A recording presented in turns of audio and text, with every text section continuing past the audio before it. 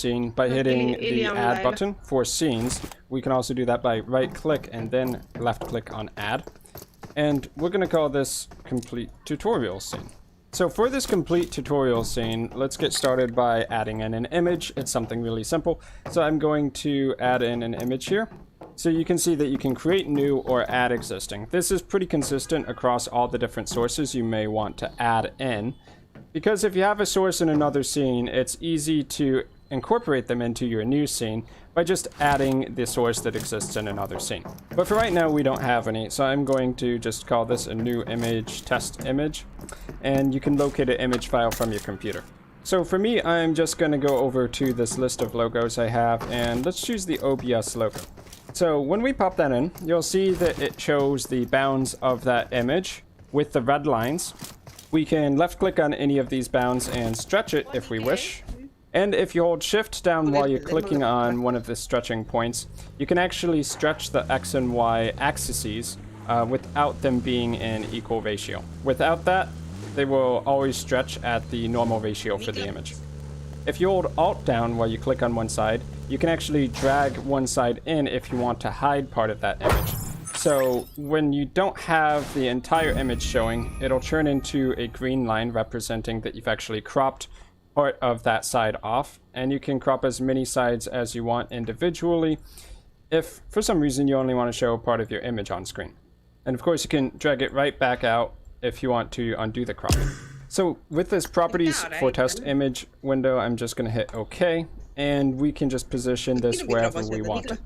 So I'm actually going to shrink this image in ratio and just put it in the bottom right hand corner. And now we can add in another source. So I'm going to right click, go to add, and let's do a game capture source. So for the source name, I'm going to call it Stardew Valley, and this is intentionally going to throw an error. As we'll see when we hit OK, it'll say that the name's already in use. So I don't actually have another game capture called Stardew Valley. So for the name for this game capture, I'm going to call it Stardew Valley and hit OK. So what's going to happen here is it's going to error out because we've already used the name Stardew Valley somewhere else. So even if you don't have a source named Stardew Valley in one of your other scenes, if a scene name itself has the same name, as you can see over here in my scenes list, I have one called Stardew Valley, it's going to conflict. So just something to be aware of. You have to use separate names for everything between your scenes and sources. So I could just put a 2 here, or maybe we call this game capture. _ game capture and hit OK. So by default, when you have the properties for a game capture, it's going to show mode capture any full screen application, which probably works for a lot of cases, but you may end up getting the wrong application recording in there if you tend to alt tab between a bunch of applications while you're recording. So what I actually prefer is to click on the mode and go to specific window. And then you can click on this drop down and you can choose from the windows which are currently open on your computer. Now, if you don't see your game and your game is open, you might need to do a window capture instead of a game capture. Worst case, you can use a display capture and capture your entire screen, and as long as the game's full screen, that would work as well. But the reason that Stardew Valley isn't showing up in this list is because I don't actually have the game open. So I'm just going to go ahead and open up my copy of Stardew Valley, and then we'll be able to select that window. Okay, so we can see now my Stardew Valley game is full screen, and I should be able to go ahead and select it in the properties now. I might need to redo it because it populates the list here when you first add the source. So I'm going to actually double click, go back into this source and do capture specific window, and now that Stardew Valley is there, we can go ahead and hit OK. Now, if you add your source and you still don't see it showing up on screen, you might need to change the settings inside of the game. So like with any game, you just go into the options menu, and you're going to want to make sure it's full screen. If full screen doesn't work, you can try making it windowed mode and adding it in as a window capture instead. So I'll try that, Stardew Valley window capture. I think Stardew Valley specifically is just one of those games that doesn't always cooperate so well. So we can do the window capture here for Stardew Valley, and that's pretty much fine. You will see here that at the bottom, because the Stardew Valley window is not 100% of the height of my screen, and my screen is 180p resolution. that what actually happens is that the ratio of the game is not ideal. So we could stretch that by holding shift down and stretching that down here as one possible fix, if you're okay with that. So if for a specific game, the window capture isn't working for you and the game capture isn't working for you, then you can try with display capture. Once again, display capture will capture everything that's happening on screen. So if you open up your game while it's recording, then that's going to be captured. Not ideal for streaming since you may not want to show your desktop while you're doing that, but those are essentially your three options. So let's just give one more example here of adding in a video source. If you want to add in a webcam that is hooked up to your computer, has been installed already, all that jazz, then you can right click and go to video capture device. So video capture device here. You should see your list of webcams show up. So if you have multiple, you can select from the drop down list and choose whichever webcam you have there. That's just my laptop webcam. And you can do things like configure the resolution. If you see device default here, you can go to custom and you can set up specific details. So like if you want it to be 720p resolution, you can just type that in as the custom resolution. But you could also make it smaller if you want to as well. Note that you don't have to make it low resolution. Another alternative would be to just use the full resolution, but then scale it down. So once again, if we click on the borders of our source, we can make it a lot smaller in one corner, and we could bring it back there. Now, it's possible to add in filters for both your audio and your video inside of OBS. So imagine that I had a green screen behind me right here.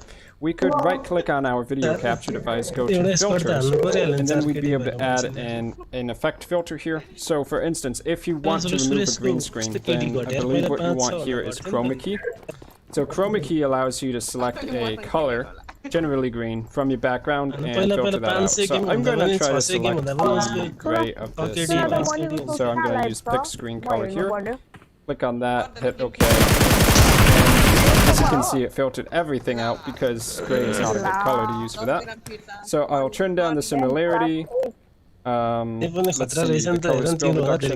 And you can kind of mess around with the setting. The reason why people use green screens though is because screen is not really something that you would see in a room. It's not a color people wear and it doesn't really show up on anyone's body.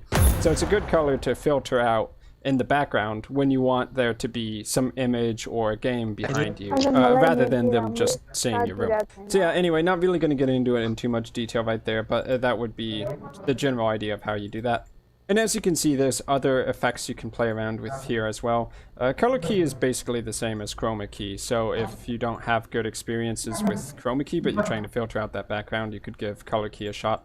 And for audio video filters, we have things like a compressor when you want to make the audio levels of your microphone more equal. Gain when you want to raise the volume of your microphone. Noise gate if you want the microphone to lock itself when you're not talking. Good luck, noise suppression when you want to remove some background noise. And you can also add in VST audio plugins such as Reaper filters if you look into that later. And FYI, if you have a bunch of sources in your scene but you don't want to actually show them all on screen at the same time, you can always click one of these eyeballs here, and that will hide it if the eyeball is not open. You can also lock the sources so you can't make any changes to it by clicking on the lock. So let's say that you wanted to add in noise suppression as an audio filter on your microphone. Well, where we see mic aux here, we can left click on the settings gear and go to filters. Well, from there you can already see I have a whole bunch of filters added in here. It's the same process for adding in a video filter as an audio filter. So you would just add in the one you want from over here.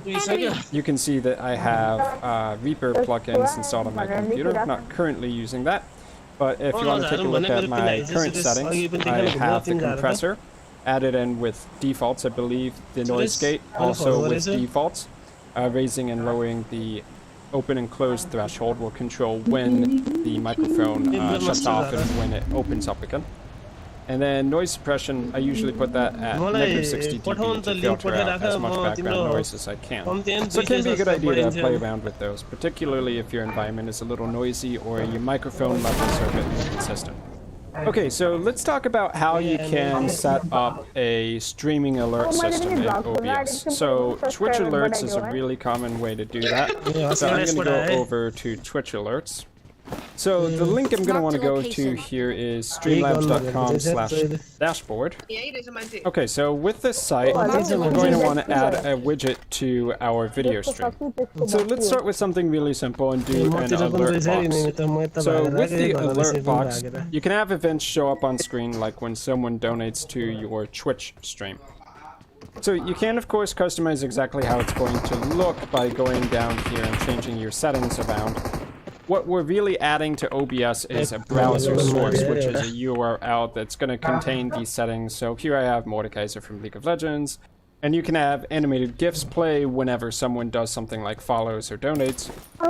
But how you actually connect it to OBS is that you would click over here to show the widget URL. So I'm going to do that, and then we're going to copy that over to OBS. So inside of OBS, we want to add in a new source, and this is going to be a browser source. So I can call this event alerts, and maybe in parentheses I put in browser to make it known that it's a browser source. You can see that by default it's linking to obsproject.com, but what we actually want to put in here is the URL that we copied over from Streamlabs. So I'm going to paste that in here. So note that you can also customize the width and height here. If you know CSS rules for displaying web content, you can add those in here as well. But most people usually URL and hit OK. So that's what I'm going to do here. And now we have this browser source. So it doesn't show anything by default because it only triggers when something happens on our Twitch stream. So I'm going to click here. And you can see on the Streamlabs page that there are these test buttons. So if we click one of these, we should be able to see what's going to occur on the stream when those real events happen before we actually launch it. So I'm going to do test follow here, and we can see it launching here. Test follow goes there. I think I have a sound effect associated with that too. You can also do test subscription, test donation, so on and so forth. This is a test donation for $1. Then when it comes to the rest of the widgets, which you can of course see on the left side of the page here, it's the same idea. You click to show the widget URL, you add it as a browser source, and that should load up inside of your OBS scene that you're going to be recording or streaming from.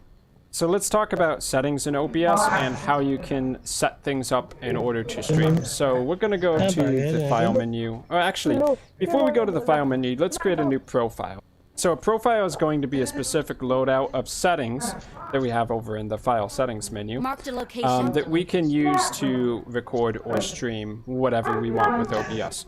So if you want one profile where it records in, let's say, 1080p resolution, you might have another profile where it records in 720p resolution, or you might have one that does it in 60 FPS.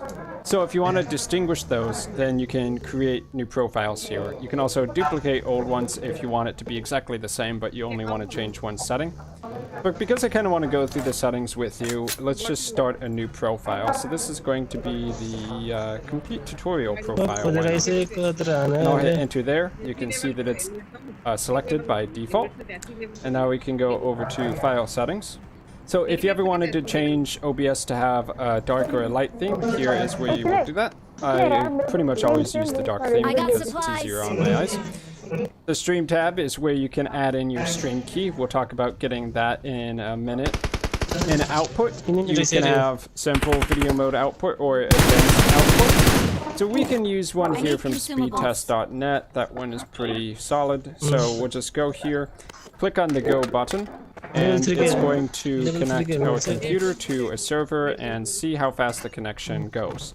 So what really matters here is the upload speed, because when you are streaming to a service like Twitch or YouTube, it's obviously going to be using your internet. So it's going to be restricted by how fast your internet connection can upload.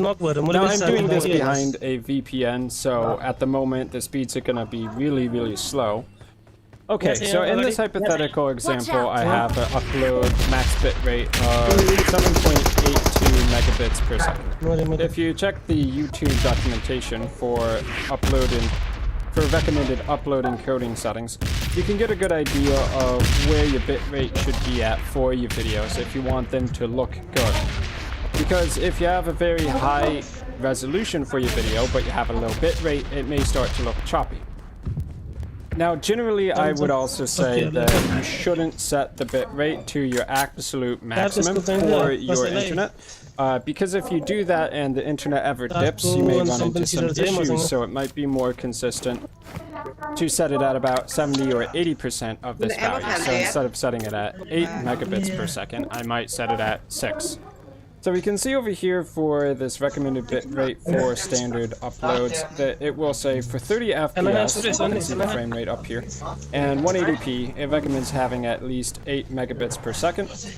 We can also see for 720p, 5 megabits per second is enough, but if you go up to a higher frame rate, like 60 FPS, these numbers jump up about 50%. So 180p at 60 FPS, of 12 megabits per second. Now, if I was to put that into OBS, and using a VPN connection, which gives me these low numbers, I would probably run into some issues, and people would complain that the stream doesn't look good. So if you actually try to stream, there'll be a little icon in the bottom right hand corner which will actually show the stream health. So if a lot of frames are dropping or the bitrate is just too low for it to look good on the other side, the green light that shows up over here may turn yellow or red. So keep an eye on that the first few times you're setting up your stream. So let's say hypothetically I wanted to record at 180p 30 FPS. So we'll do 8 megabits per second. How we convert that into video bitrate is that we multiply that by 1,000. So 8 becomes 1,000. That's how you convert megabits into kilobits. Audio bitrate, I like to set that at 192, doesn't make a huge difference. But you can pretty much figure out if the audio bitrate is 192 and the video bitrate is 8,000, then the video is still taking up 40 times more data than the audio. So increasing your audio bitrate to increase the audio quality, if it helps at all, it's not going to take up much extra data. So down here in recording, likely when you're recording, whether or not you're streaming, you're going to want to save to a file. So the default recording format is .flv. But generally, I like to change that to either MP4 or .mov. MP4 is a more common format. It works with more video editors, so you can't go wrong with MP4. But if you want to record multiple audio streams at the same time, in other words, you want to separate your desktop audio from your microphone audio, then .mov is going to be a good format for that. So I've been using .mov lately. And of course you can set a recording path here. Hit apply. You can go into the advanced settings if you want, but it's not really necessary for most people. So one thing I will point out is if you want to set specific audio tracks to go to streaming and to recording. So if you want to record where your output video file has 2 audio tracks, one for the desktop and one for the microphone, and then your stream is still using the separate audio track 1, which combines them. So going back in here, you see audio track 1, and then for recording 2 and 3. Then we have to wire up the audio devices in the mixer to go to those audio channels. So if I go to Advanced Audio Properties by clicking on the settings icon for either desktop audio or the microphone, you can see how I have it set up. So in order to make sure that the stream receives both the desktop audio and the microphone, the desktop audio and the microphone are both outputting to tracks 1 here. By default, all 6 of these tracks will be checked. So if you want one of them to be left off of a track, you're going to have to uncheck it. So here, desktop audio 2 is the only audio device that is outputting to track 2, which means that in audio track 2, it's going to only be the desktop audio. And then for the microphone slash auxiliary, my microphone basically, it is outputting to tracks 3 and 1. So I use 1 as my streaming track, 3 as my microphone track for the recorded video file, and 2 as the desktop audio for the recorded video file. So if you have these set up here, make sure that you go back in again to the output. Make sure that you have audio track 1 for streaming, or whichever track you're using for streaming. And then for recording, make sure audio tracks 2 and 3 are checked. Now, as you can see down here, it says warning, certain formats such as FLV do not support multiple tracks per recording. .mov supports multiple tracks, MKV supports multiple tracks, and The problem is MP4, if you cancel the recording before it's done recording, you can lose the entire video file, which is bad for long recordings. And MKV isn't compatible with all video editors, so you might need to reconvert. That's why I use .move, because .move has both of the advantages with none of the drawbacks. It's compatible with most video editors, and it supports multiple audio tracks without losing all the data if the stream of the recording happens to shut off. By the way, if you do want to convert a video file that you've recorded inside of OBS, then you should go up to File, Remux Recordings. You can find your old video file, so here I have a .move, and you set a new output. So the output can be any video file that OBS can record in. So if I want to change the video file output type, then I just need to come down here and set it to one of these formats down at the bottom. So if I want to convert this .move into MKV, I just change the extension at the end to .mkv, hit save, and hit remux. So if you do that, it'll convert the video file from .move to .mkv. We can go in here, play it, and make sure that it is still proper. Making sure that the bitrate is set to 8000 here. Audio bitrate on all of the tracks, I will make that 192 as well, and hit apply. So let's quickly go through the rest of the settings. Audio, if you want to select a microphone source here, you would do that for mic auxiliary device. So here I can select my webcam mic or my headset mic. I will keep it on the headset. You can also enable a desktop audio device. So generally this will be like your Realtek high definition audio if that's the drivers that your computer uses, which a lot of computers seem to. So if you want to record the desktop audio, you can make sure that's selected there.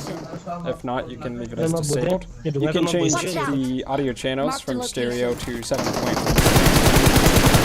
And moving on to the video tab. So by default, whenever you have a new profile, it's going to take 180p and scale that down to 720p. But if you want your final output to be the equal resolution of your computer monitor, then you're going to want to make the output resolution the same as your base resolution. So here I'm going to make it 1080p by setting that.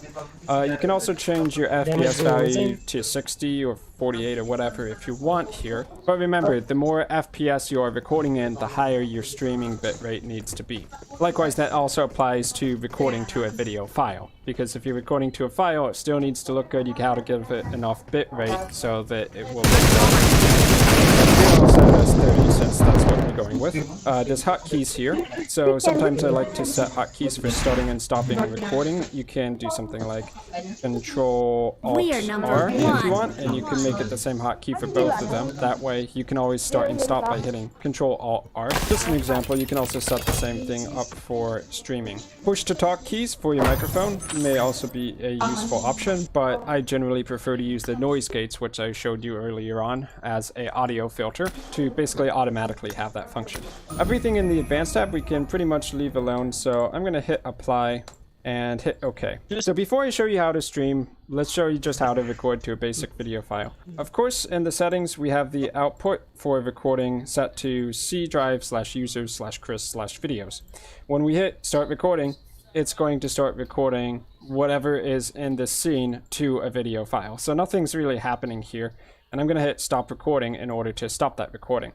So now we can go find that video over in my videos. We can open it up with a tool like VLC Media Player, and we can play that back. And of course, with these video clips you record, you can drag those into a video editor of your choice if you need to make a final YouTube video. So next, let's talk about how to actually stream to Twitch. So with your Twitch account logged in, you're going to want to go to Twitch TV/dashboard, and then you're going to want to click on channel under settings, which will give you your primary stream key. So don't let other people see this, or they will be able to stream as you, obviously. So we're just going to copy this and go paste it into OBS. So where we paste it into OBS is under File Settings, and then on the Stream tab, we have Service, Server, and Stream Key. So I'm going to Control V to paste that in and hit Apply. So now we can hit Start Streaming to actually take whatever we have recording here in OBS and forward that out to the Twitch server so that whoever wants to watch can watch and interact with you as a streamer. Note that starting the stream and starting your recording are separate things. So if you hit start streaming, like I'll do here right now, it's not actually going to record to a file. It's only going to record out to Twitch. So you also want to hit start recording. Now, the green light that I was talking about here in the bottom right, if you are running into issues with your stream upload bitrate, then that's going to show up here. Well, you can see the kbs per second that it's actually outputting. It may be below your max, but if the screen turns to a yellow or red, you may be having issues. So let's go check Twitch really quick. So I will click on the live tab, and we should be able to see my absolutely terrible stream going right here, but I will make it full mode. And we can see 0 viewers, but the logo is streaming to Twitch TV, so that's cool, I suppose. Obviously, you want a full scene set up with microphones and all that. I'm gonna stop the stream there. Just remember to check your actual stream on the website before you get too far into recording your video. So next, let's do streaming to YouTube. Some people like to do that, particularly if you're not into gaming. So under the stream tab, we changed the service to YouTube. You can see that there's other services too, but mostly it's Twitch or YouTube that people use. So it's the same idea here. We just need a different stream key. Now, in order to get our YouTube stream key or to stream to YouTube, we want to go to youtube.com/live_dashboard. And if we scroll down to the bottom of the page here, there's going to be server URL, which we don't really need, that's already included in OBS, and the stream name/key. So we want to reveal this and copy it. So I have my stream key copied. We go to OBS and paste it in, and you can choose either the primary or the secondary backup server, but primary is going to be fine unless it's down. So let's do that, hit OK, and let's do a stream to YouTube for a few seconds. So when you start streaming, it should show up here. You should see the green for going live, elapsed time, and once it refreshes, you should see whatever you're recording also show up on the little preview window here. So we can see we've got the OBS logo streaming there, and that's basically the idea. So of course there's going to be a few more niche settings inside of OBS that you can play around with and learn as you go, but for the most part I've shown you guys how you can record, how you can stream and set up your scenes with sources so that you can record what you want to record or stream online if you need to do that. So hopefully you guys have learned a lot from this tutorial. I hope it wasn't too long. I've been Chris, thanks for watching, and I will see you guys in my future video content.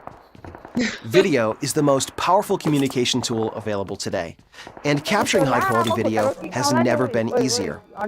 In almost all cases, the raw video needs to be altered, trimmed, adjusted, or edited, and this is a major roadblock for a lot of people. This course is designed to get you up and running with one of the most popular video editing applications out there. Hi, my name is Dave Bodie for Tuts Plus, and in this course, you will learn the basics of editing in Adobe's Premiere Pro. You will learn how to organize your files outside of Premiere, how to import your assets, and how to set up a project. You will also learn some editing essentials like marking the in and out points on clips, creating subclips, the basics of trimming in a timeline, adding cutaway shots, audio effects and video effects, adjusting the audio of your tracks, adding titles, and exporting your project. By the end of this course, you will have the skills you need to be able to take raw camera footage and turn that into something much more interesting. In the next lesson, you are going to learn about what you need to get started editing in Adobe Premiere Pro. In this lesson, you will learn what you need to get started editing in Premiere Pro. First, you're going to need to get Adobe Premiere Pro CC. Years ago, you could buy Premiere Pro as a standalone product, and it would be yours forever. Now, you have to use the Adobe Creative Cloud subscription-based payment model. Like it or not, it's here to stay. Getting Premiere Pro will run you about $20 USD per month, or if you want more apps, you can get everything Adobe makes for $50 USD per month. The upside of Premiere Pro CC is that it's frequently updated with new features and bug fixes. The next thing you will need is a computer to edit on. All of the new Adobe apps are 64-bit, so you will need a 64-bit operating system to run them.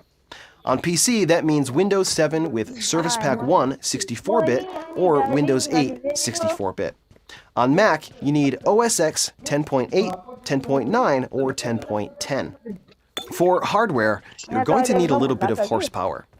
You need an Intel Core 2 Duo or AMD Phenom 2 processor with 64-bit support on PC, and a multi-core Intel processor with 64-bit support on the Mac. 4 gigabytes of RAM is the minimum requirement, but 8 gigabytes is recommended. You need at least 4 gigabytes of space on your hard disk for installation, and a 7200 RPM or faster drive is recommended. A 1280 by 800 pixel resolution display is the bare minimum, but you're definitely going to want more space than that. On a Mac, there isn't a sound card requirement, but on a PC, you need a sound card with the ASIO protocol or the Microsoft Windows driver model, but I think you should be fine with just about any sound card on PC. You also need QuickTime 7.6.6 software and an internet connection. The internet connection is required for registration and for the software to make sure that you have paid your monthly fee. I believe there is a 1-month grace period if something gets goofed up with your payment, but after that, the software stops working. Finally, if you want to use any of the GPU accelerated features, and you definitely do, you're going to need an Adobe certified GPU card with at least 1 gigabyte of virtual RAM. Those are the basic requirements to get you going, but you will probably want more firepower at your disposal. CPU speeds will help with the real-time playback of your files and exporting your projects, so more cores and faster speeds will help. For RAM, more is always better. This is especially true if you are using Premiere with After Effects, Encore, Prelude, Media Encoder, or Photoshop simultaneously. All of these apps share the same memory pool, so if you have too little RAM, your performance will be crippled. If you want to use any of these apps at the same time, you probably want 16 gigabytes of RAM at the minimum. In my main workstation, I have 24 gigabytes of RAM, and in my backup workstation, I have 16. 3 years ago, when I built my main workstation, the Intel i9-70 6-core CPU and 24 gigabytes of RAM was the most I could stuff into my computer without jumping up the cost by 3 or 4 times. It was the sweet spot for performance and price, so that's what I went with. 6 months later, this was a different story, but that's how these things work. If you need a system for right now, it doesn't really matter what's coming down the pipe in a few months. For hard drives, it's probably best to have at least 2. One for your operating system and apps, and the other to put your project files, media, preview files, and exports on. As you add additional drives, you can start moving things around to optimize your data flow. For example, if you had 3 drives, you might want to put your OS and apps on the first, media and project files on the second, and preview files, media cache, and exports on the third. This way, when you go to export your projects, you will be pulling the assets from one drive and writing the rendered video files to another, which will speed things up. SSDs are super fast and great to have, but you might want to reserve those for areas where you need the most speed, like your main OS drive and your media cache drive. If you can put your media assets on an SSD, that would be even faster, but video media is gigantic, and that isn't always an option. Just to give you an example, the media files for this course that you're watching right now are somewhere around 170 gigabytes. Once you get a few projects under your belt, the storage of your media assets starts to become an important thing to manage. If you edit video long enough, you're going to have to start juggling projects from internal to external storage. But this can be as simple as using a hard drive dock and a bunch of drives. To take advantage of some of the recent speed improvements in Premiere, you should also have a GPU that will work with Premiere's GPU accelerated features. They have a list of approved cards which covers a lot of popular cards, but some cards that are not on the list will also work. For example, I have an NVIDIA 970 GTX, which isn't on the list, and it works just fine. Like I mentioned earlier, the basic monitor requirement is super low, and you will probably want to have at least one 1920 by 1080 or higher monitor. 2 or 3 monitors would be even better so that you can spread out your panels and have more space to work. You might also want to consider a monitor calibration tool as well. This is critical when you start doing color correction because you need to know that your monitor is showing you the proper colors, brightness, and contrast. A basic calibration device starts at around $100 USD, and if you have multiple monitors and you want them to match, look for a unit that has that feature as well. Another important aspect of editing is audio. It isn't listed anywhere in the requirements, but you should have a decent pair of audio monitors and headphones to use when you're editing. Making changes to the audio will require a higher level of speaker quality than you will get with your computer speakers. The PreSonus Aris E5 or the Yamaha HS5 is a good place to start with audio monitors. For headphones, you might want to check out the Sennheiser HD280 Pro, Sony MDR7506, or a super inexpensive option is the Monoprice A320, which are shockingly good for the price. Whatever hardware you choose, I would recommend aiming for a little bit better than you think you might need. As cameras get better, you're going to need to deal with higher resolutions and higher bitrate codecs. These will put a lot more strain on your system, and a little extra firepower will go a long way to easing that transition. Now that you understand what you need to get started in Premiere Pro, you are ready to learn about file organization, which is coming up next. Before you start pulling your footage into Premiere, it would be smart to have your files organized first. This is a critical step with some camera systems because if you get the folder structure wrong, your footage won't work properly. In this lesson, you will learn how to do some basic file organization.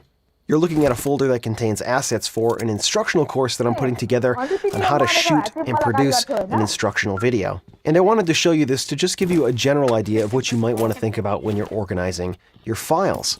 I have a collection of different types of media in this folder here. You see I have some voiceovers, which are WAV files, and I recorded that in an application called Reaper. So there's a lot of Reaper backup files and a Reaper project file in here.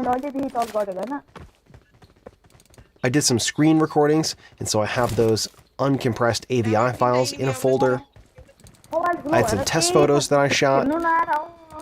I have some docs and a few title graphics here that I threw in a folder just to keep it a little more organized. I have a folder with B-roll shots in here, which I went through and changed the file names so that I could find them more easily if I want to use any of these shots in another project. Then I have all the footage files from the cameras that were used to shoot this project. Now, the main portion of this project is in this demo shoot folder here. And if I go into here, you can see I have it broken down by the type of camera that was shot. So a Canon 7D, a Canon C100, and a GoPro 4. And so you'll see I have my files in here. Most of these are video files, although I think I may have accidentally shot one photo on there. But I just throw everything right into the folder. Then I have a C100 folder, and there's two folders in here because I used two Canon C100s to shoot this project. And with some cameras, it's very important that you keep the folder structure exactly the same as how the camera originally created it. Because if you don't, importing those into your video editor can really screw things up. This Canon C100 is one of those cameras. So if I drill down into one of these folders, you'll see that there's many subfolders in here, and it has this kind of strange folder structure. The video files are actually in this streams folder here. But if I were to take the video files out of this folder and put them in a folder called DaveCam C100, they would not import into Adobe Premiere properly. Because there are some other files in here which will tell Premiere that some of these files are actually a continuous recording even though they're stored as separate files. This is something we're going to talk about more in an upcoming lesson, but I did want to go over it with you a little bit first. For example, I just stuck this card from my camera into my card reader, and when I open it up to view the files, you're going to see that same weird folder structure here. And all of the video files are in this streams folder. But when I'm taking this footage off of the card, what I do is grab this private folder and I put that inside another folder, just like I did with this other folder here. You can see I've organized it C100, DaveCam, and then I put that entire folder right inside here. I did the same thing with this other camera here. With AndrewCam, you see it says private, AVC HD, and then the video files are actually down here in the streams folder. It's critical for the files that are shot with this Canon C100, and I think a lot of the other cameras that shoot to AVC HD format and possibly some other codecs that you keep the file structure and the folder structure intact right from the memory card. I'll just jump back here and show you. I have a GoPro folder here, and I just threw all of the video files right from the card in this folder. I have some audio files that were recorded from an iPhone, and all of that is part of this demo shoot here, so I have all of that organized accordingly. I have a few other folders here, conclusion and main teaching and introduction. These contain footage that's right from the card, so you'll see the same exact folder structure on here, and all the video assets are right in the streams folder again. This is generally how I like to organize the projects that I shoot or the projects that I'm working on. Occasionally, if I have kind of general assets for projects, if I have music assets or photo assets, I'll put those in their own folder. So for example, I have a stock photos folder, and inside here I have a bunch of stock photos. Most of them are photos that I have shot, and then I try and name the files in such a way that I can find them and use them, and then I can use them on several different projects. I do the same thing for audio. I have a big giant audio folder, and in that folder I have sound effects, I have stock music, I have recordings that I've made, and all kinds of stuff. And that's handy to have because that's not located in a project folder here with kind of project-specific assets. So I can search those assets and use those assets on different projects, and it's a little bit more convenient for me to work that way. So when I'm working on a project that has a lot of different assets from cameras and other sources, I like to put all of that into one big folder and get it organized in the way that makes the most sense to me. And that way, as soon as I get all of the assets from all the cameras and all the other sources, I can take my folder here and I can back that up to another drive. And that way, when I start editing, if something happens to the drive that I have the assets on, I have a backup with all the right folder structure, and I have all the files located exactly where I need them so that it's a very seamless process to use the other drive and the project file that I'm working on to start editing right away, and there's no downtime. So make sure you're organizing your files and you're keeping things nice and tidy on your computer. And remember, if you're dealing with footage from a camera, you may need to keep the folder structure intact when you pull those files on your machine. Otherwise, they're not going to work properly once you get them inside of Adobe Premiere. So now that you have a basic understanding of how to organize your files, you're ready to go on to the next lesson, where you're going to get a quick tour of Adobe Premiere Pro. I'm sure you want to get editing right away, but it would be good to learn about the general layout of Premiere Pro. This will help you follow along as you move through this course. So let's get started with the essentials. I just opened up Premiere Pro, and by default, it starts with a little welcome pop-up here, which shows you your recent items. It gives you an option to open project. You can create a new project. You can learn and get started, or you can just exit the program.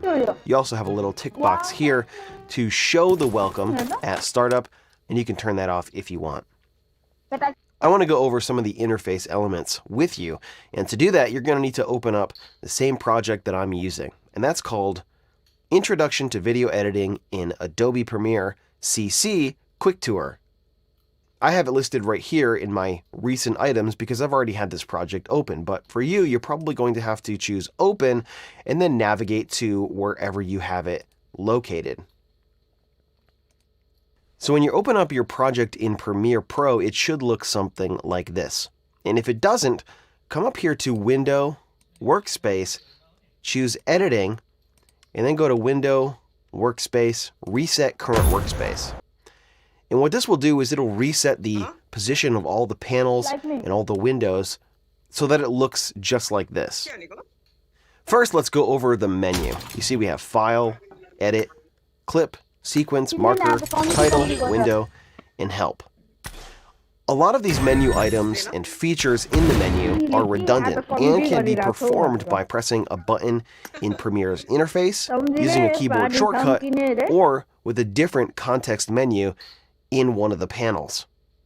But the menu is a good resource to use if you're trying to do something in Premiere and you can't quite figure it out. You can kind of look through the menu and see if the action or the function you're looking for is in there. The window menu gives you access to all of the panels in Premiere's interface, and you'll find that you'll need to go in here from time to time to make some of these panels visible.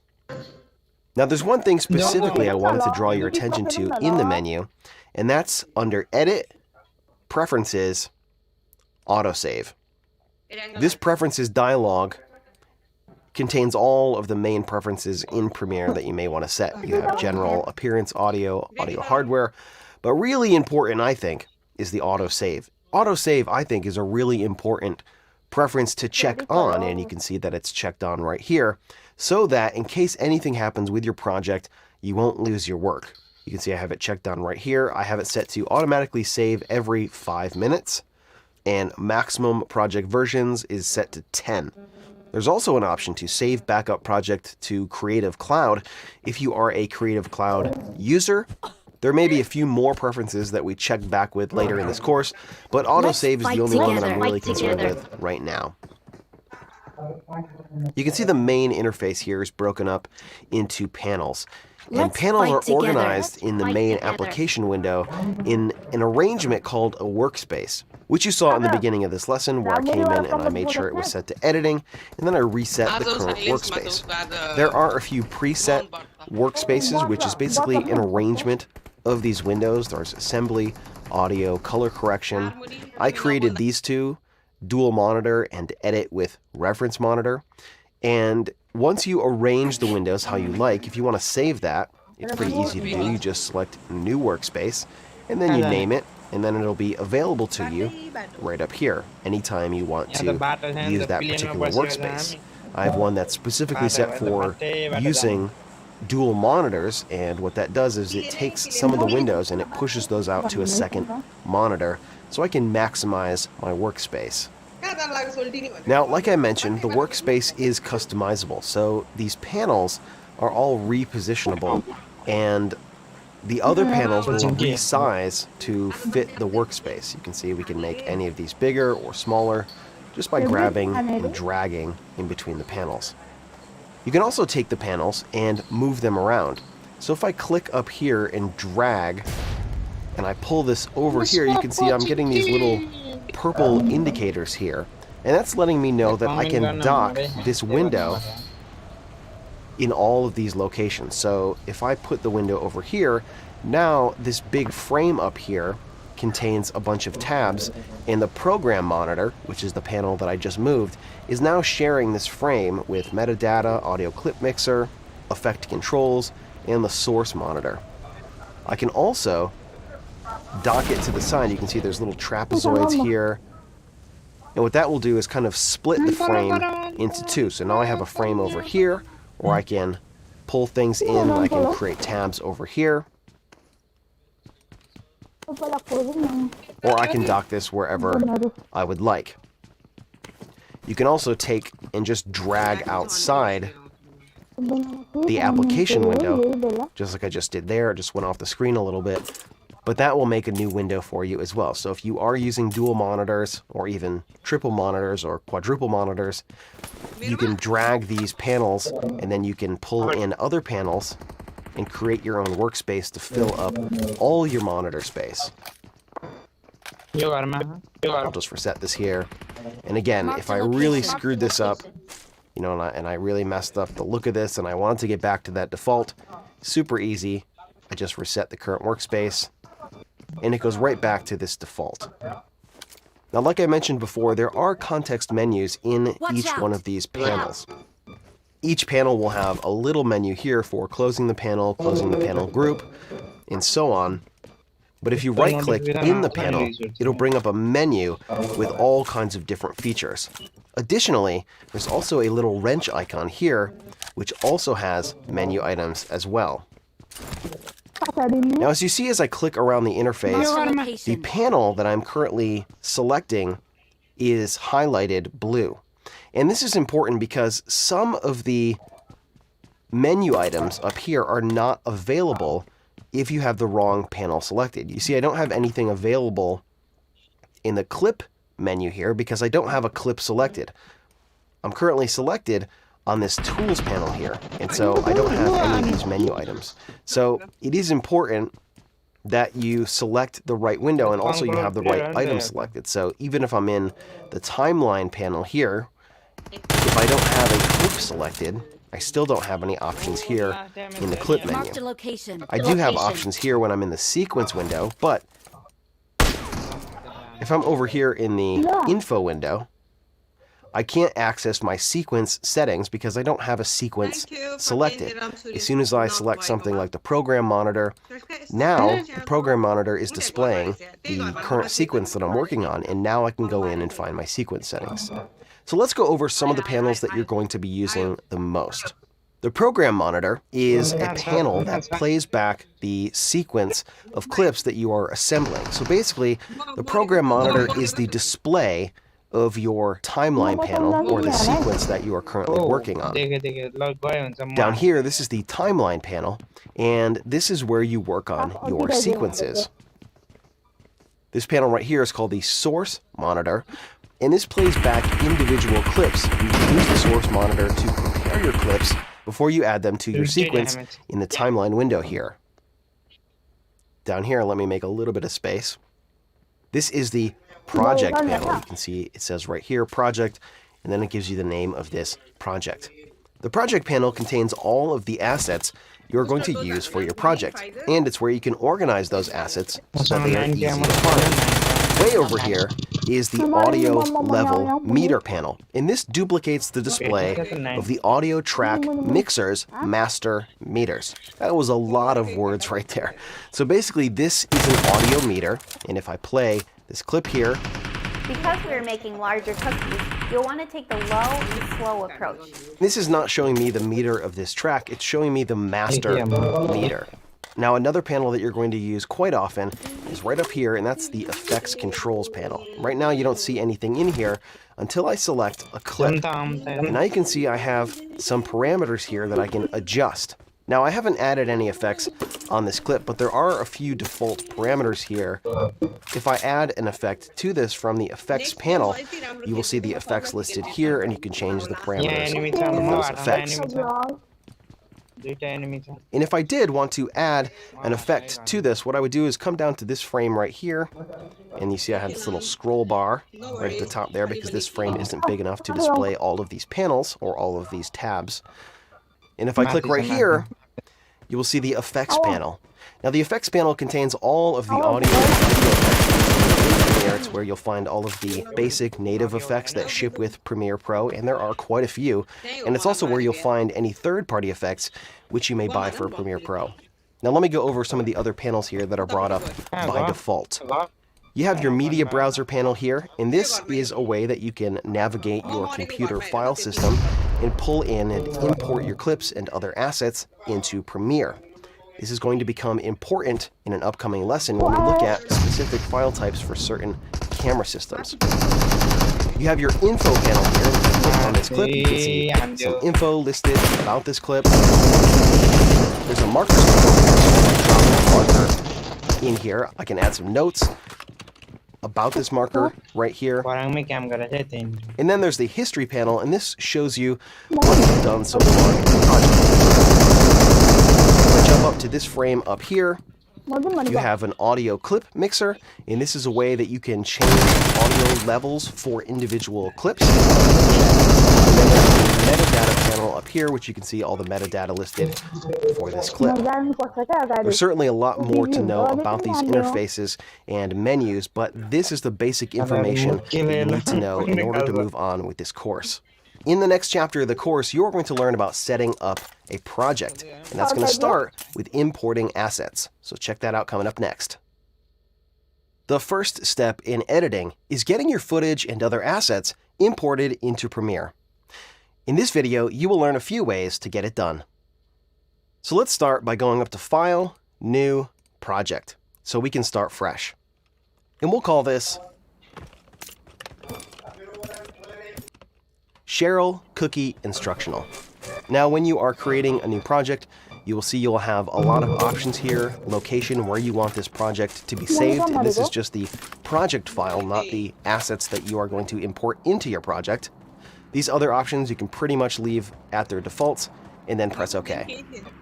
So let's look at how to import assets into Premiere, and we can do this in a few ways.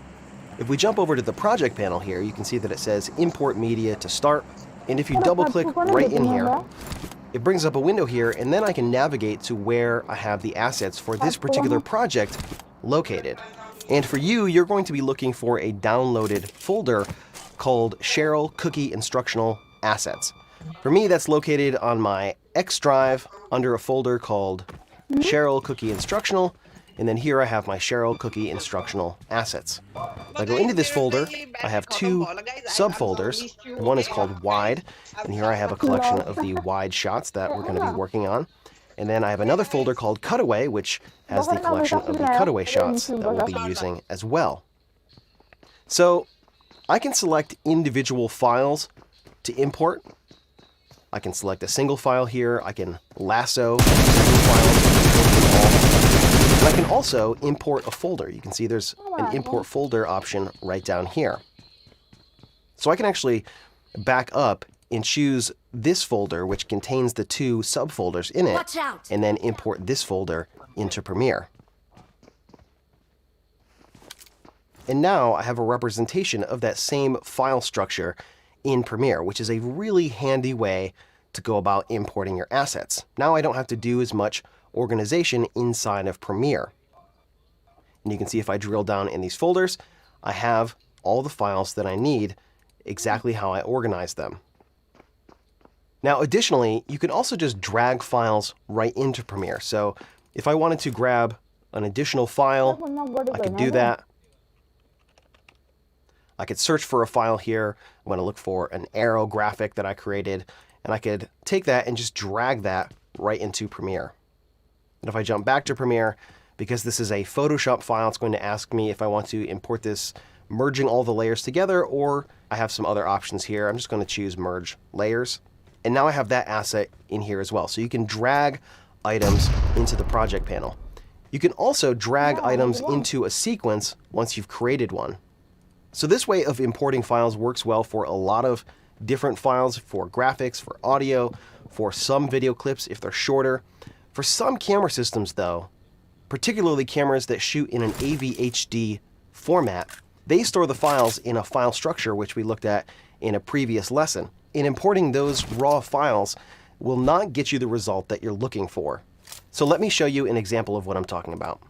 This is a folder of a concert that I shot, and you'll see there are 10 files in here. But I actually only pressed the record button once and I let it run for, I don't know, 2 hours or so. You see, as I click around on these clips, they all say they're about 11 minutes, 12 seconds long. And that's really not how I want to use these clips, because if I import these into Premiere by just dragging them into Premiere, there's going to be a very small break in between these clips when I put these on a sequence, and that's going to break the flow. It basically drops a frame and the audio gets kind of glitched out a little bit. So this is not the way you want to import these MTS files into Premiere. What you want to do instead is go over here to the media browser and navigate to where those files are stored. As you can see, if I jump into my Jonathan Stills folder, I go to my HFL concert, and I go into the wide shot folder, and then I click on private, I don't even get those other folders because Premiere knows that what it's really looking for is the streams folder. And you see there's only 2 files listed. Watch out! But if I look back in here, this is the same exact location. There's actually 10 files in here. So Premiere is showing you that it knows that at the start of this file here, 00001, this is one file, and all of the rest of those between 00001 and 00009, those are all one continuous clip. And so when I right click and I choose import, this file will import into Premiere perfectly, and there won't be any breaks in between any of those files. And this is how you want to import the files. If you have MTS files that were shot on a camera that records to AV-HD format, and I believe there's a few other cameras that record with a similar file structure.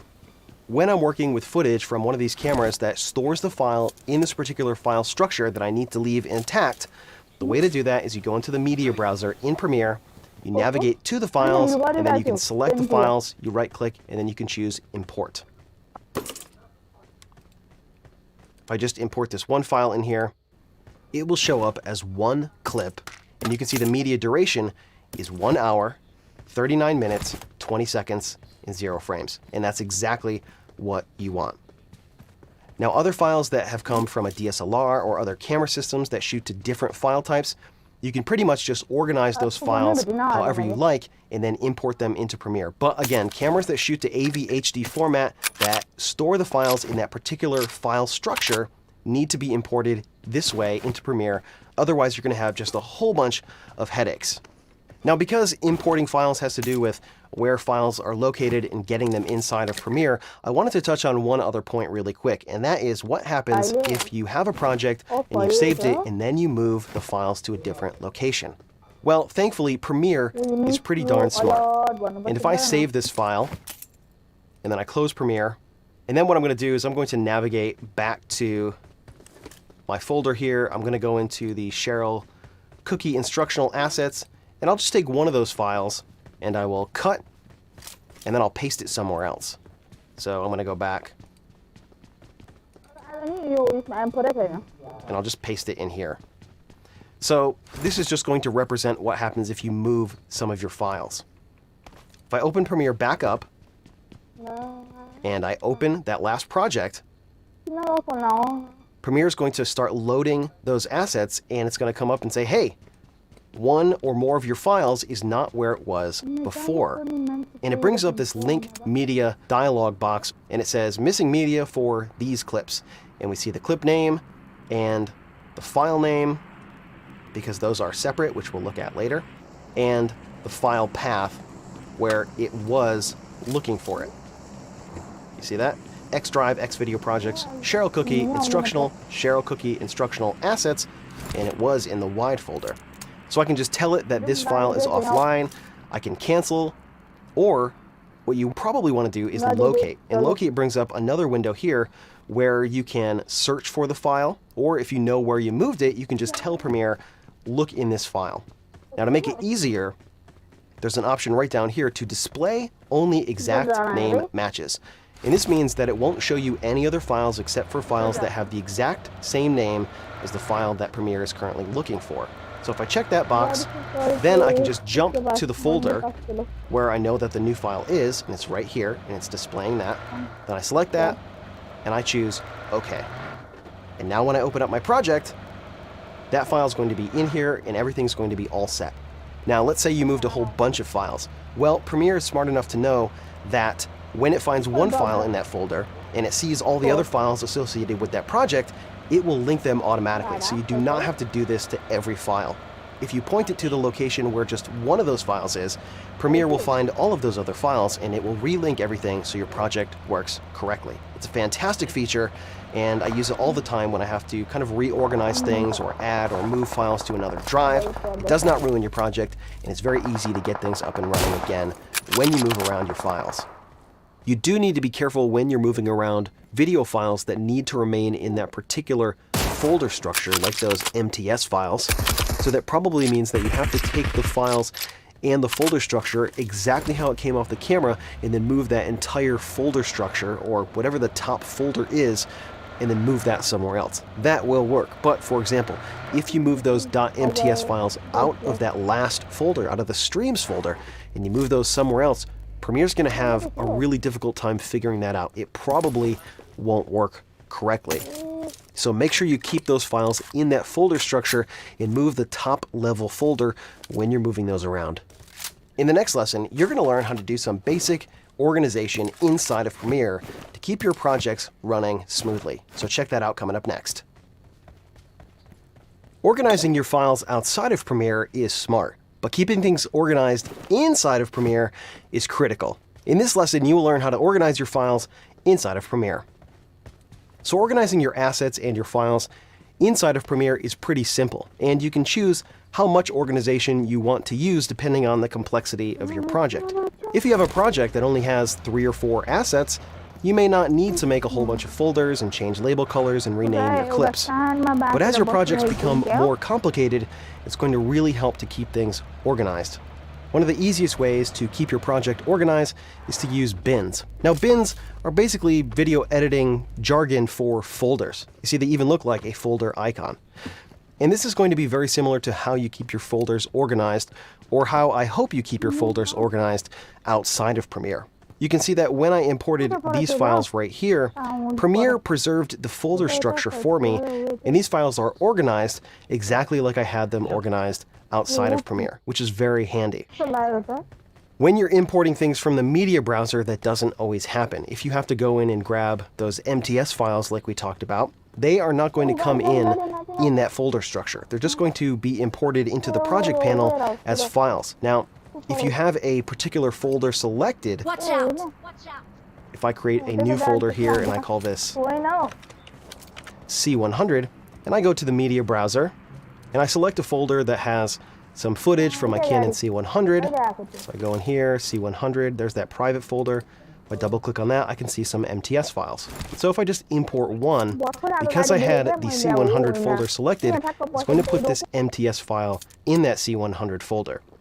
Otherwise, if I had nothing selected and I went and imported that file, it's not going to put that MTS file in a folder.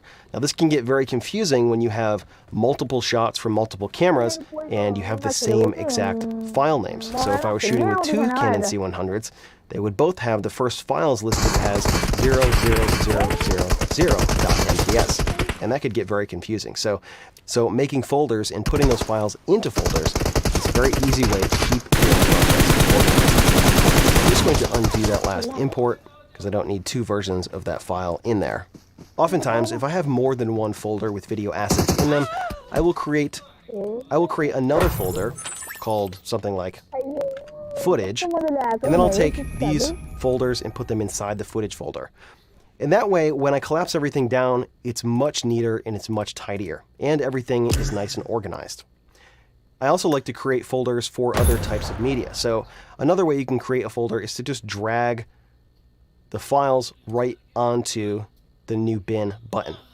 So I might call this still or stills. And then because this is a graphic element, I might drag this into another bin here and call this graphics. And that way, if I were to, say, grab a few photos, I could import these, and when I do, I'm going to drop them right into the stills folder. And then I can take these and select them, drag those to a new bin, and I'll call this photos. So now I'm really starting to get things organized really nicely in my project. If I have any audio assets, I like to put those in their own folder, so I'll make an audio folder. If I have any titles, I usually create a folder for all the titles. If I have more than one sequence, I will create a sequence, and I'll usually create another folder called mats. And inside the mats folder, I will put color mats. And inside the mats folder, I usually will put some different color mats. So if I right click over here, I can choose new item and then choose color mat, which is almost off the screen here. I can also do it up here, file, new, color mat. And I can select my settings here. I'm just going to click OK. And then maybe I'll just make a white mat. So I'll label this mat. And I'll put that white mat in my mats folder. And for me, using these bins really helps to keep my projects organized. Now, another way you can keep your project organized is by renaming your assets. If I look in my footage folder and I go down in the Cheryl Cookie instructional assets, you'll see that all of these clips here are already named. And that's because these are not the original files from the camera. So to make the files a little bit easier to work with, what I did is I took the raw camera files and then I edited some shorter clips from them so that we would have something to work with in this course. When I exported those files, I went ahead and named them appropriately so that we could keep track of what files we were using. Normally, you're going to be working with raw camera files and they're not going to have these nice names. They're going to have, you know, the strange manufacturer names like 00000.mts or MVI_1957.mov. Just like you find with this file right here. But the problem is when you get a bunch of these files, it can be hard to know which of the files contain what footage. So one of the ways that you can make that a little bit easier is just to rename the items or the assets in your project. I'm going to double click on this clip and I can see that this file here is a shot of a table with some photo stuff on it. So if I want to keep this organized, what I would do is click on the clip and then click over here on the name, and now I can rename this. So I may rename this clip table with photo stuff underscore 00000.mts. Alternatively, I could just name this table with photo stuff, and that's fine too. That's not going to affect the actual file. In fact, if I wanted to find where this file was located, what I could do is right-click on it, and then right up here, there's an option to reveal in Explorer. And when I do, it's going to pull that file up, and I see it's right here. So renaming the clips and renaming the assets in your project is a great way to keep things organized. This also helps with photos as well. You can see I have 3 photos that I imported here that are named 7D photo underscore img underscore 4946.jpg. Not super helpful. So I could rename this to something like men's shoes, gray background. I could say this is men's shoes, blue background. And finally, I could say that this is men's shoe profile. And this will make it much easier to navigate my project, especially when it comes to searching for files. Now you see there is a search box up here. So if I wanted to find some of the footage that has eggs in it, because I named those clips, I can just type eggs right up here. And now I can see these 2 clips are labeled adding the eggs. If I want to find some of the shoes, just type in shoe, and now I can find those files. So very easy to find files, and it works especially well if you go ahead and rename your clips. Another way you can help keep your project organized is to change the color of the labels. So you can see if I go back into this footage folder here, and I open up these 2 folders, you can see I have a bunch of clips that are under the wide bin here, and a bunch of clips that are under the cutaway bin. And over here, all of these are labeled blue. Well, when I'm editing, to make it easier for my eye, I could select these files, and I can right-click over here and change the label color to something like violet. Now when these appear on the timeline, they will be violet, and they'll be easier to distinguish with the cutaway shots. So using bins, renaming your clips so you can find them easily and search for them, and changing your label colors are 3 very easy and basic ways to keep your projects organized.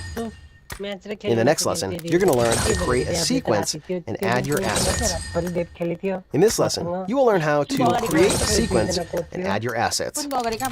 Alright, to start off here, I'm going to get rid of some of these extra bins that I created. I'm just going to select them and then delete them. I'm going to delete this audio bin here. I'm going to grab the Cheryl Cookie instructional assets and pull that out of the footage bin here, and then delete the footage bin. And now I have the same assets as what you have here. So I have the Cheryl Cookie instructional assets, and then the wide bin and the cutaway bin. So let's look at creating a sequence. A sequence is a collection of all your video, audio, photo, graphic, and title assets, and that's built in the timeline panel. But as you see, it says timeline, no sequences. That's because this project doesn't have a sequence yet. So you can create a sequence in a few different ways. The easiest way is to just drop a media clip right into the timeline panel. So if I just grab a wide shot here, let me go down to the intro. If I just drag that right over here, this will create a sequence. And you can see over in the project panel here, I have a new item, and this is a sequence. Now I should tell you that when you're dragging clips from the project panel, you need to make sure you're grabbing right over the icon here. If you grab right here, sometimes you can accidentally click and it'll select the text as if you were going to rename the clip. So make sure you're grabbing right on the icon. So if I come over here to the timeline window, I can zoom out here and you can see what we have going on. Now we have a sequence to work with. You can see we have our clip here, we have our time ruler here, which is showing us hours, minutes, seconds, and frames. And time goes from left to right here. And then we have some video tracks and some audio tracks here. Now every sequence is going to have at least one video track, and any sequence with audio is going to have at least one audio track. By default, when you create a new sequence, it'll oftentimes put more video tracks and audio tracks in the sequence so that they're kind of pre-made and ready to be used.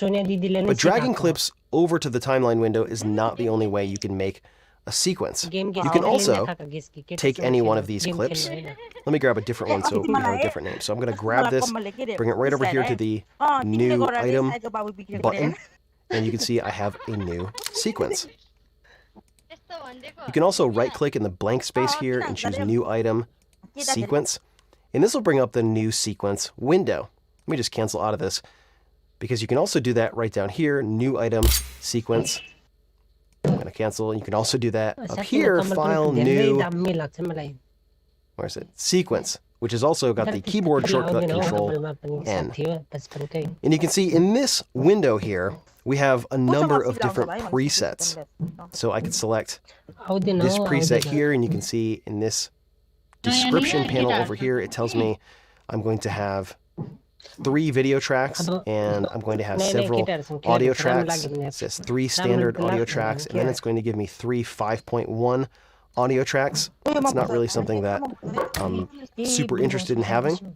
You can also go over here and modify some of those sequence settings as well, and what types of tracks you want over here in the Tracks tab. And then you can save your presets down here. But the easiest way, again, is to just drag one of your media clips to this New Item button, and that will create a new sequence. And when you do that, this sequence is created with the right frame size, so you can see it's 1920 by 1080. It's the right time base. This is 23.976 frames per second, which is correct. It's the right pixel aspect ratio, which is 1. It has the right audio sample rate. And everything's set up properly. So I'm going to get rid of this sequence here. I'm going to select it over here and just delete it. And then I'm going to take this sequence right here, CCI intro wide, and I'm going to pull it out of the Cheryl Cooking Instructional Assets bins, and I'm going to put it in its own bin called Sequence. Now, to add other assets to this, it's very, very easy, and that can also be done in a number of ways. So you can take anything from the project panel and just click and drag that right over in your sequence. You can see as you're dragging it, there are some lines that show up when you get to the edge of other media clips. And so this clip right here will snap to the edges of other media clips because snapping is turned on. Snapping is right here. It's also S on the keyboard. Items will also snap to the playhead. You can see it right there. And so it's very easy to just pull things in from your project panel right into your sequence. I'm just going to select these guys here and delete them. I can also add multiple clips to my sequence at the same time. So I can select a clip over here in the project panel, and then shift click down here, and then just drag these over to my sequence. I'm going to lasso those, and get rid of them. You can also control click and bring those in as well.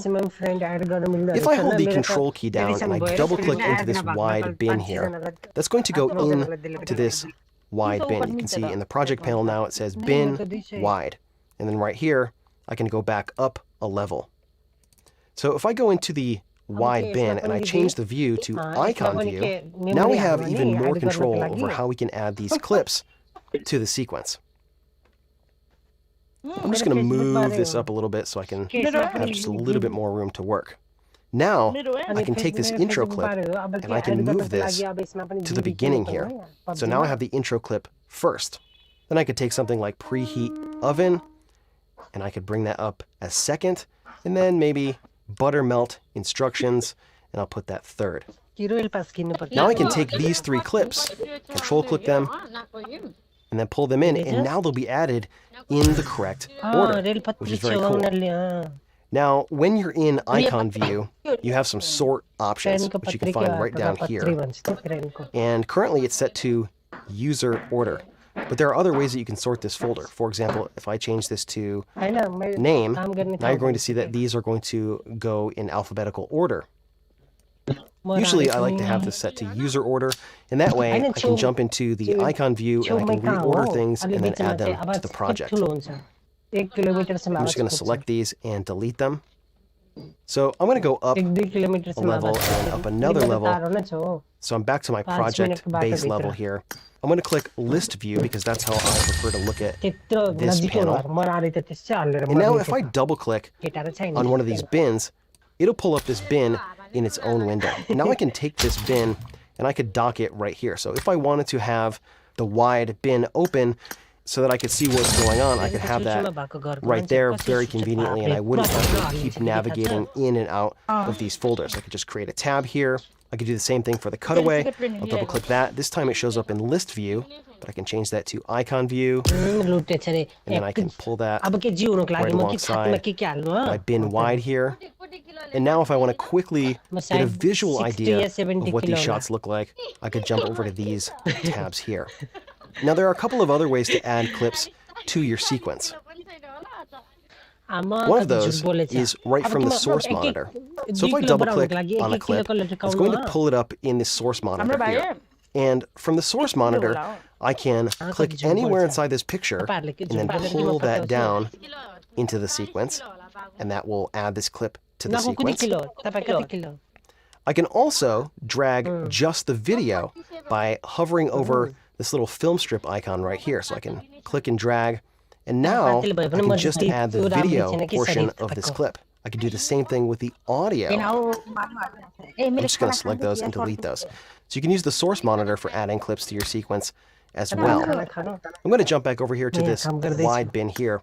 There's an additional way to add clips to the sequence when you select multiple clips. There's a button right down here. It's called Automate to Sequence. And when you click this, you get some options. You can see we can select the order, and we can use the sort order or the selection order. And then we have several more options here. We can apply default audio transitions. We can apply default video transitions. And so we can have these added as well. If I zoom up on the timeline, you can see I have audio transitions and video transitions. So it's just another tool that you can use to add clips to your sequences. You can do the same thing over here in the list view. I'm back to the project panel here. So I can select these guys here. I can click Automate to Sequence, and then I can choose selection order or sort order. So if I wanted to add these in a particular order, I could say selection order, and I could add them to the sequence that way as well. So there are many ways that you can add clips to your sequence, and it's very, very easy to do. In the next lesson, you're going to learn how to mark the in and out points in your clips to make editing in the timeline much faster. In this lesson, you will learn how to mark the in and out point of individual clips. This will really help speed up your workflow when you're editing in the timeline. So as you learned from the previous lesson, you can add clips from the project panel or the source monitor right into your sequences. And when we did that, we added the entire clip. And I know that because if I look at this clip right here, and I zoom up on it here, I can see that there is a little white triangle here at the beginning and the end of this clip. And these triangles indicate the very beginning and the very end of this entire media clip. But often, you're not going to want to add an entire clip, especially if you're working with raw camera files, because usually you'll have a little bit of noise or a little bit of camera motion before the part that you actually want to include in your sequence. And so adding the entire clip to the sequence and then editing those beginning and end bits out is not the best workflow, especially if you have a bunch of other items in the sequence. A better way to do it is to define the in and the out points of individual clips before you add them to your sequence. And this is called marking. So if I jump back here to the project panel and I double click on the intro, that's going to open up here in the source monitor. Now if I move the playhead all the way back to the beginning, and I hit the space bar on my keyboard to play this clip, you'll get an idea of what this looks like. I mixed up that one. Sorry. Okay, thank you. Have you ever had a recipe for chocolate chip cookies that left something to be desired? It can be daunting trying to find just the right recipe. So you can see there was some stuff before Cheryl started talking that I really don't want to include in my edit.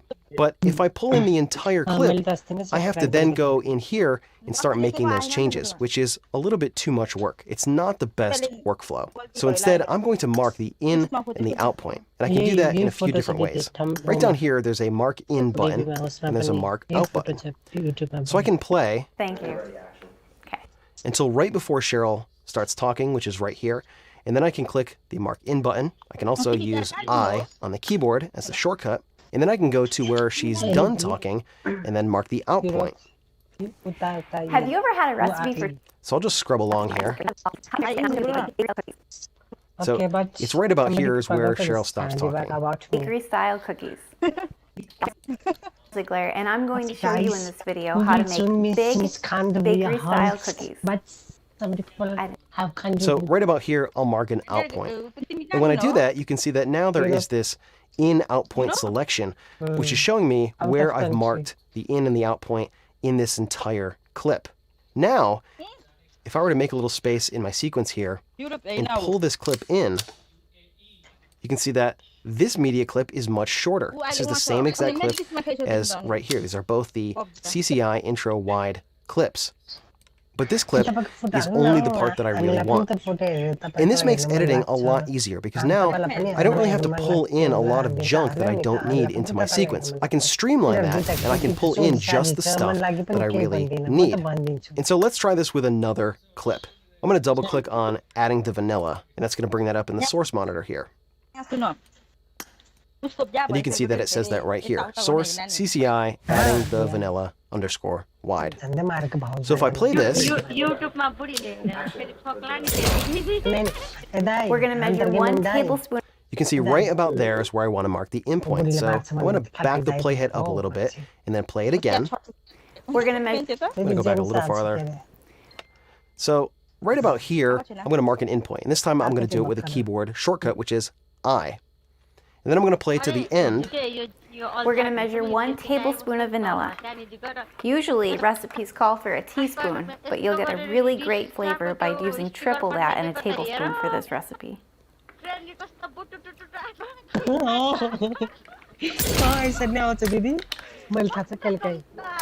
So I'm just going to stop playback with the space bar, and then I'm going to press O on the keyboard, and that's going to mark the out point. Now, you don't have to get really specific with the in and the out points in the source monitor. This is more of a higher level marking of the in and the out point.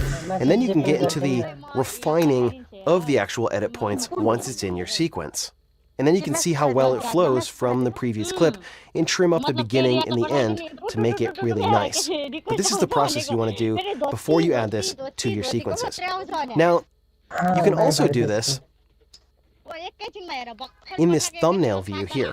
If I select one of these clips, and this time I selected adding the vanilla, you can actually see that the in and out points are already marked and highlighted by this blue line here, which makes it really easy. But if I select another clip here, I can hit play, and it'll play right down here. I'll make this a little bit bigger so you can see.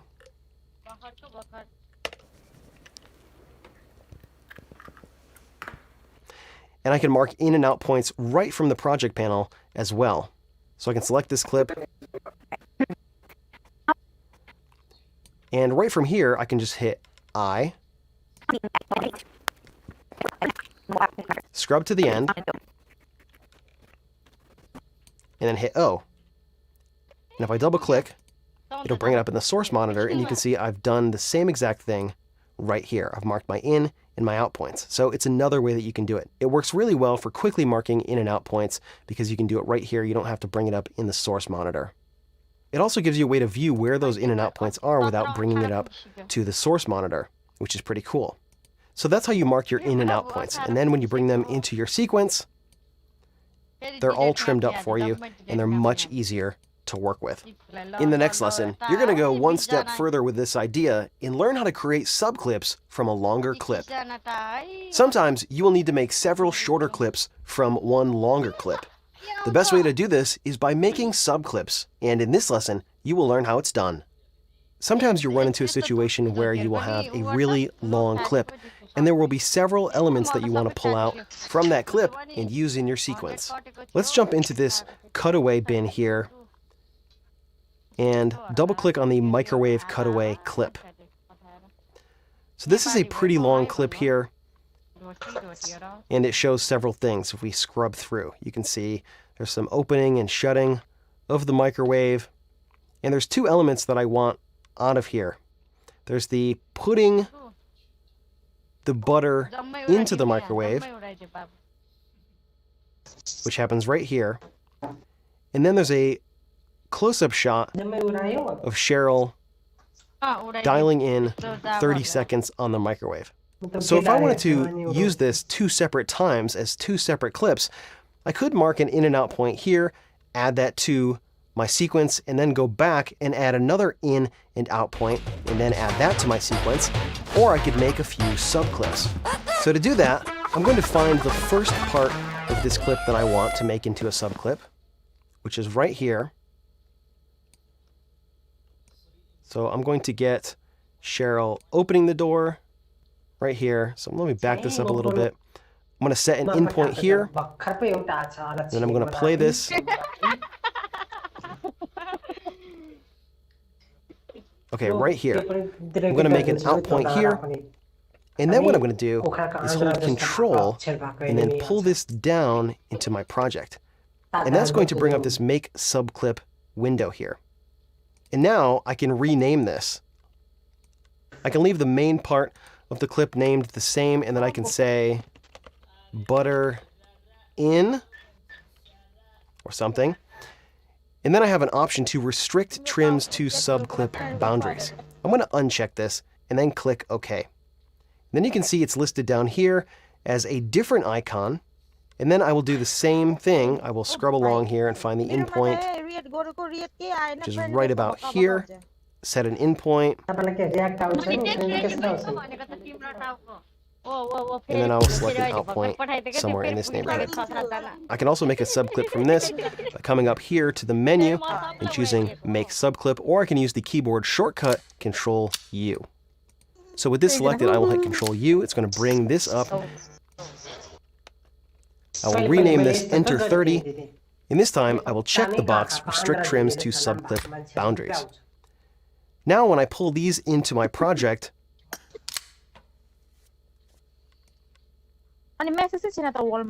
you can see that they're much shorter, and in the project panel here I have them labeled in a very convenient way so that I can find them later if I need to. I'm going to move the playhead over these two clips, and then I'm going to zoom up on them by holding down Alt and scrolling with the mouse wheel. Now there were two options that I selected when I made those subclips. The second one I chose to restrict trims to subclip boundaries. And what that does is it makes it so this clip I am no longer able to extend the length of this little subclip here. You can see I have those little white triangles at the beginning and the end of this clip, meaning that I can't make this longer than what I have right here. Even though this clip is actually longer, you can see that right up here. This is that clip that I just made, and this original clip is much longer than this, but because I chose Restrict Trims to Subclip Boundaries, when I pull that into my sequence, I can no longer make this any longer. I don't really like that, so I'm going to take this and delete it. You can see on this other subclip here, this just shows up like any other clip that I marked an in and out point for. So I can take this and I can pull out the ends of this to make this longer if I want to, and I'm not restricted by that option. So I can take this guy right here in the project panel and delete it, come up here to the source monitor, hit Control U again. This time I'm going to uncheck Restrict Trims to Subclip Boundaries, name that Enter 30, pull that back into the Cutaways folder, because somehow that got moved up. And now when I add this to the project, you can see that I don't have those restrictions on the beginning and the end of this subclip. Now let me go back and I'll undo this just for a second. Now if you do, for whatever reason, like that option to restrict the trims to the subclip boundaries, you can edit it afterwards. You can come over here to the project panel, right click, and then just off the screen here, there's an option to edit subclip. And now what I can do is I can change the in and the out point here of this subclip. Now I can't go longer than the original clip's duration, but I can change the in and out point. So I could scrub this back a little bit, and I'll show you that now the start has shifted -2 seconds and 7 frames. I could make the end point a little bit longer, and I can also take off this restriction that restricts the trims to subclip boundaries. And you can see what it's done there. It's made this clip longer, and it's also removed that restriction. So you do have options either way, but making subclips is another valuable tool in speeding up your workflow, because now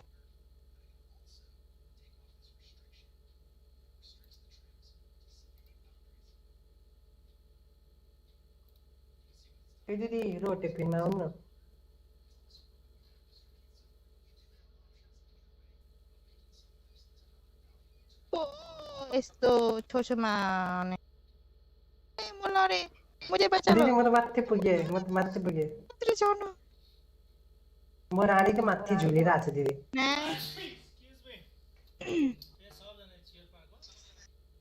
आऊ न चेपकमा. यदि चेपक मारे त्यो झुलामा छ नि ना तो बोका हो यहाँ रहना यहाँ. को बोका. लामा तलो झार्दै आ.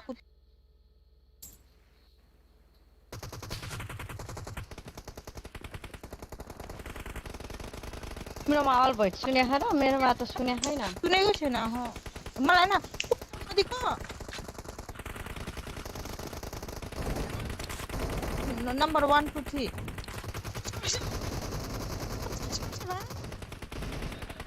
यस सिरी छ त दिदी सिरीमा चढ्नु न सबै एकै उसमा हो. अब यता आउनु यता फर्किन्छ त यता फर्किन्छ त राम्रो केटी देख्नु थाल्यो होला म माथि चाहिँ हेर न मेरा बुक हो यार कुन्नो चिन्ने चिन्ने बुक करने हेरेर मारे म ये यार किसी मेरे पीछे लाग्यो ए भाइ मलाई बचाउ न आउ न म बचाउँछु कुन चाहिँ राणाको पानी भएको ए भाइ आउ न मेरे पीछे क्यों आ गए हैं मेरे पीछे क्यों आना भाई यार ना मेरे पीछे ये 3 जना मेरे पीछे आ रहे हैं भाई नि तपाईको लुका मलाई दिन्छ ये भाइले बड नाङ्गे उडाउनु भयो यार अब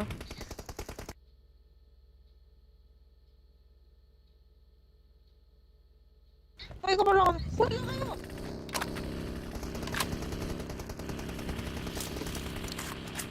अब फिनिश कराउँछ र म फेरि ल कपडा म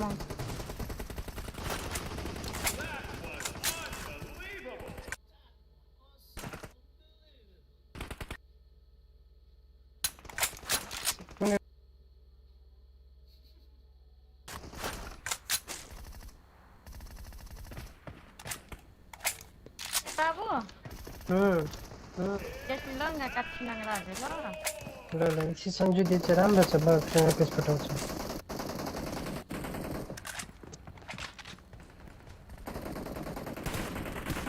ए भाइ आउ न कपडा दिन्छु न हाम्रो ट्यारेक्स बोबो पनि रहेछ दिदी यो के त हेर्नु न यो छोरी आसिम हेर न मैले पेज पठाएको त्यसलाई अनि यो के भन्छ रे यो सन्जुलाई पनि मैले पठाएको छ डेल्टा केजीलाई पनि मैले कपडा लो छिटो लगाउ छिटो अर्डर लिन्छ नि आएर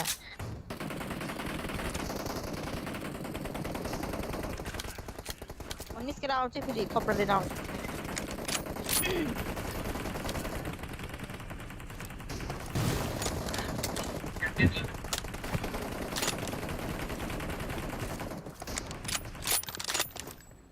स्पिरिट बुढोको स्पिरिट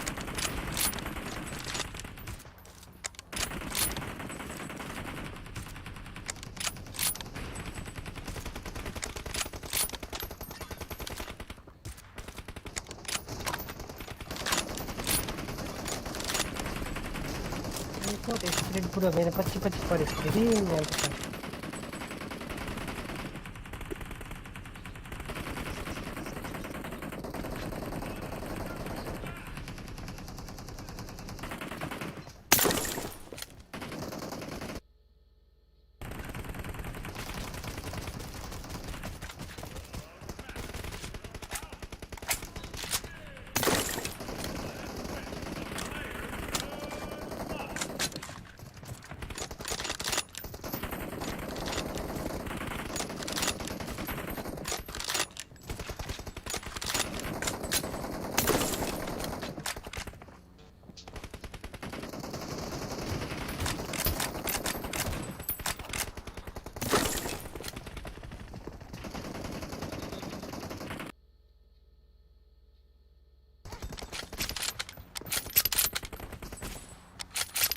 दिदी मसँग अगाडि बसेको छ कि केटा मैले त्यसलाई अहिले बुझाउनु छ कि हेर्न न म्यासेज ओइ ओइ आएको किन त हेर्न म्यासेज कस्तो हो केटा के राखेर दिदी मलाई 500 केटाहरूले मार्यो दिदी आउनु म देखिरहेछ दिदी 500 केटाहरूले मलाई मार्यो मेरो कपडा पनि उठ्यो माया बन्ने भरि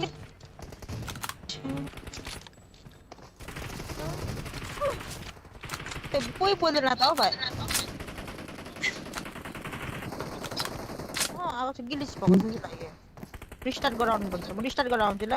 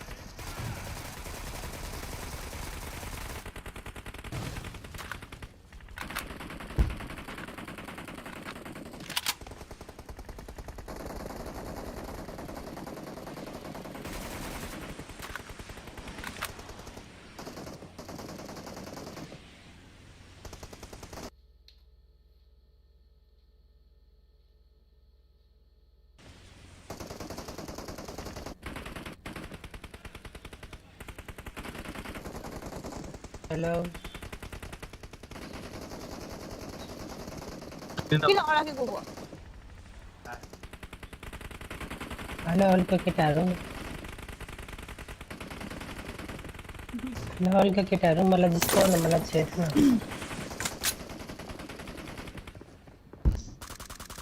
हेलो राम्रो केटाहरू मलाई जिस्काउ है मौका छ चियाबारीमा हुँदा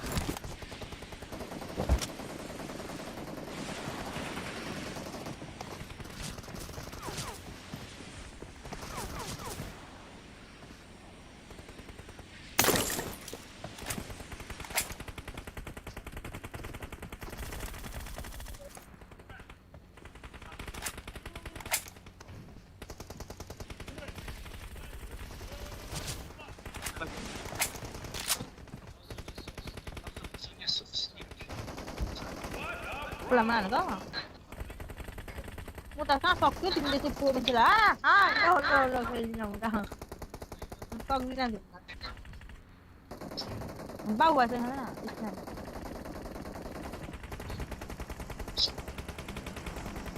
Nak kau fokus lagi? Kau ni nanti mau nak juga. Hai mereka short content.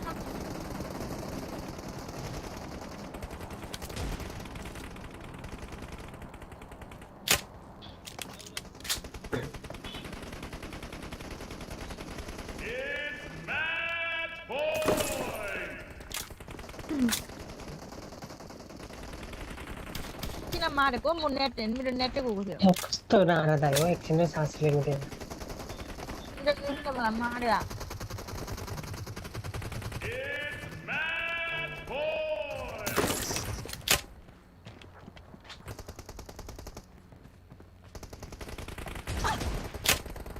मेरो कन्द भानु न हो त नि यहाँ न मेरो सबैले मेरो कपडा लाग्यो न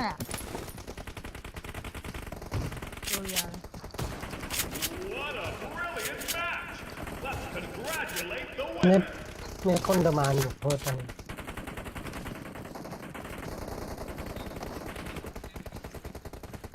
स्नाइपर माथि सक्दिन तपाईले भाइको भाइले किन अर्को कपडा दिएको के नाङ्गे बसेको केटी भएर सम लाग्दैन कुन चाहिँ मेरो मलाई उ त्यसले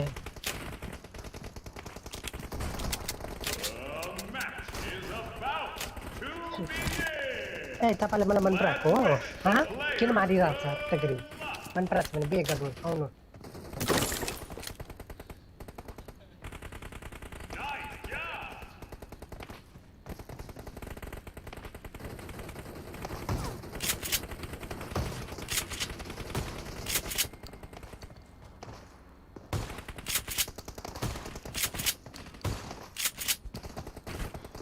Emang, jangan tak.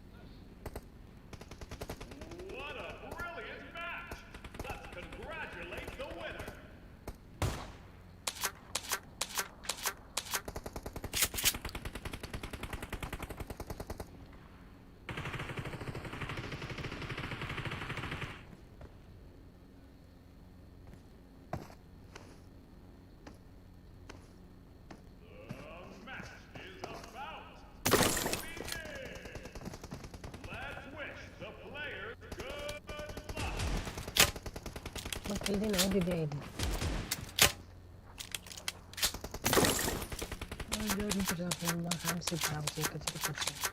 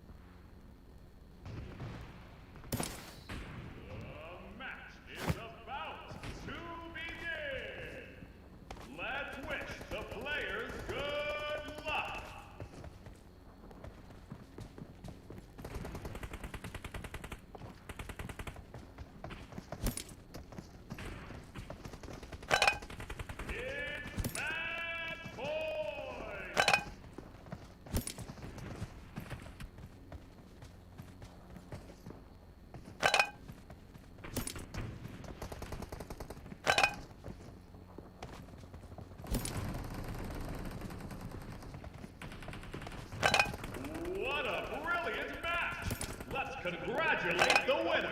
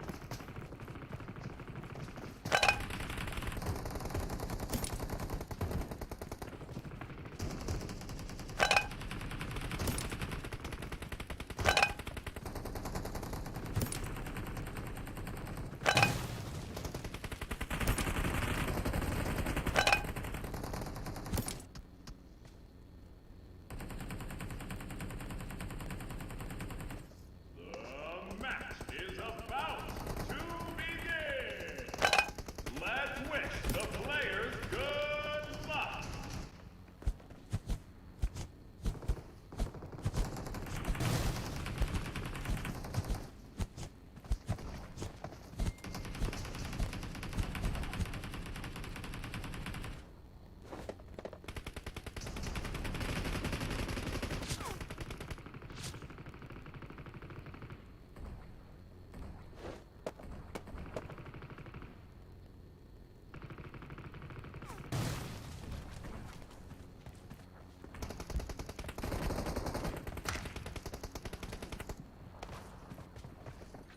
That was unbelievable!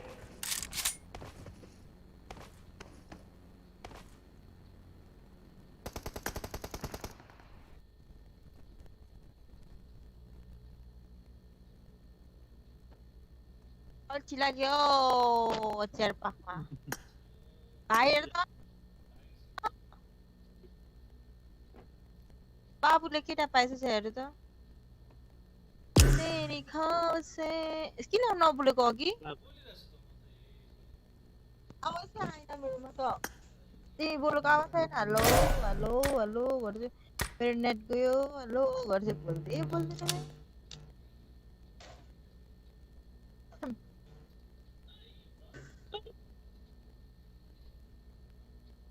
तिमीले लाइभ चाहिँ कति गर्छ राति गर्छौ होला हो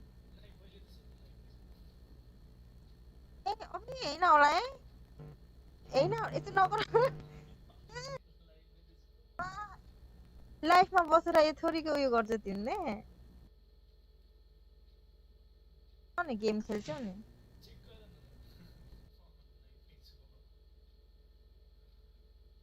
अघि हामी नराम्रो त बोल्दिन हामी केही छैन नराम्रोसँग त बोल्दिन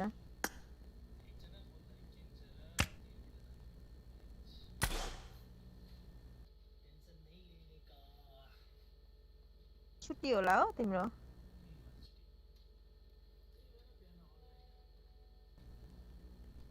फ्राइडे छुट्टी होता है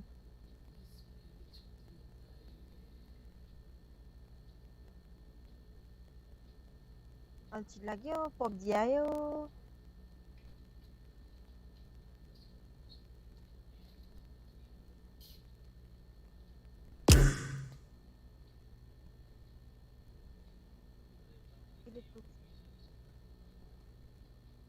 kita पाएला नि त्यो हैन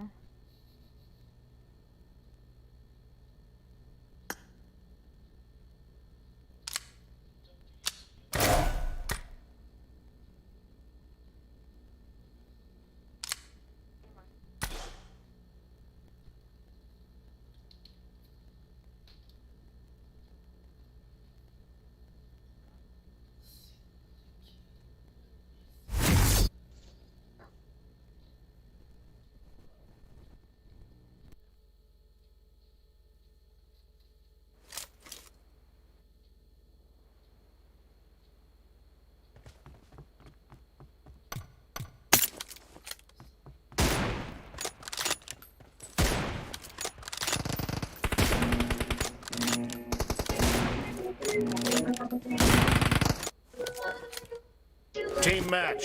Let's go.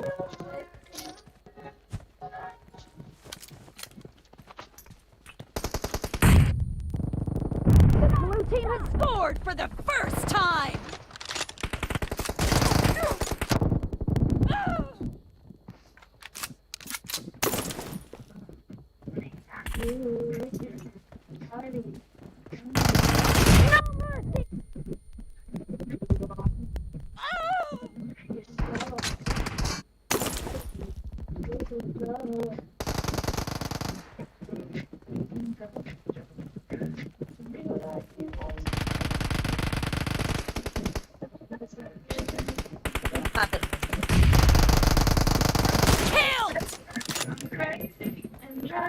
Cover me! Expired! Dead!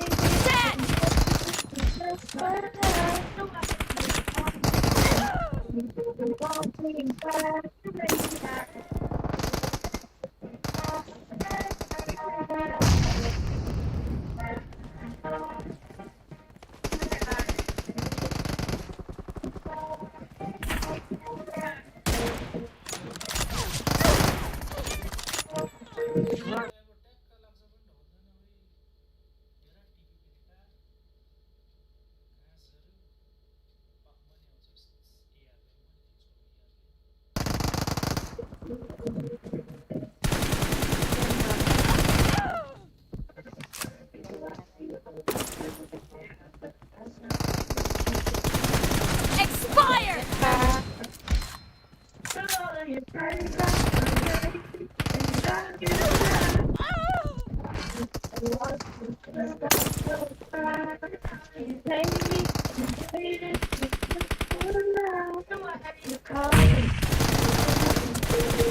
The blue team is in the lead.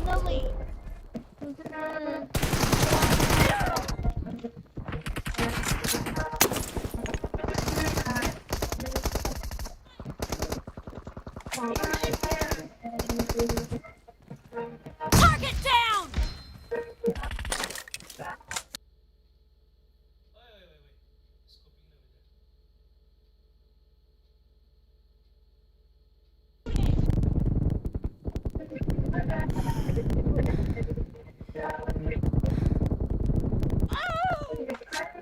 I'm crazy and driving mad, and I should have stopped and go watch it. I'm psycho bad, crazy.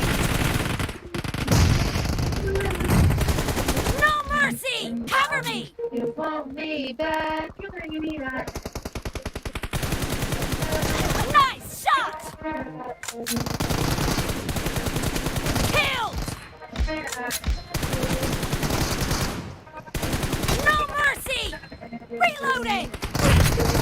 Killing spree for the blue team! Great. You're about to win. The red team doesn't have a lot of time left. Dad, cover me!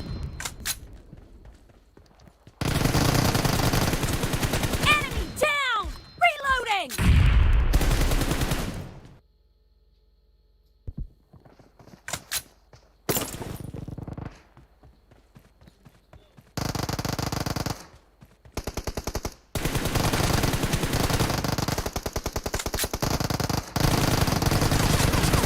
Blue team victory.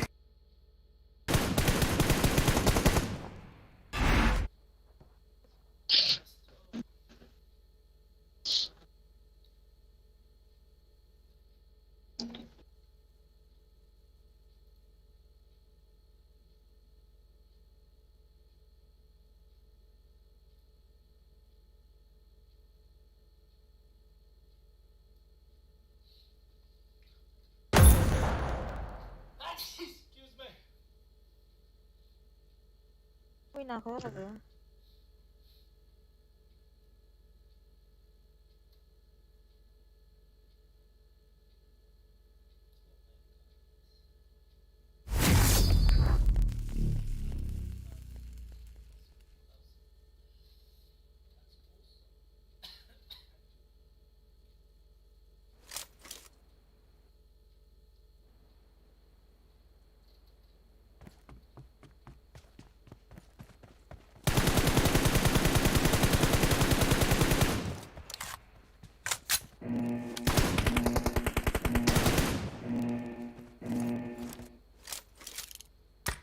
Team match. Let's go.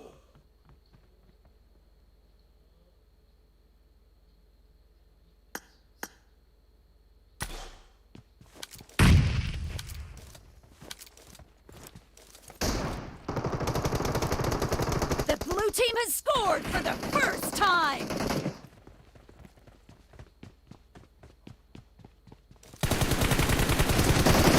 Clear! Dead! Target down! Dead!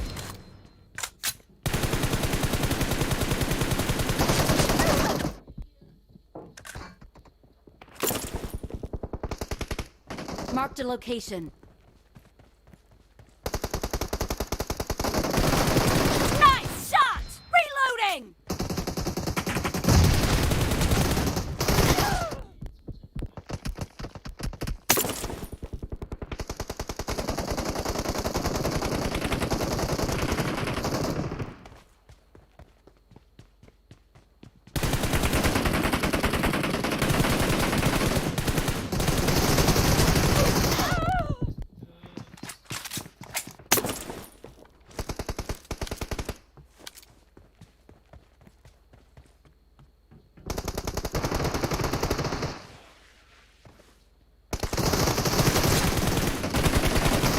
Cover me! Target down! Dead! Reloading! Enemy down! Cover me!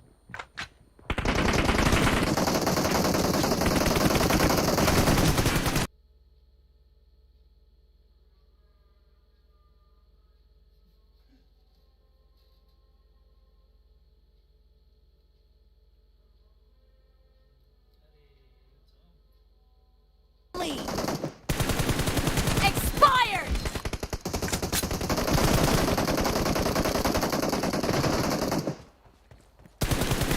Nice shot!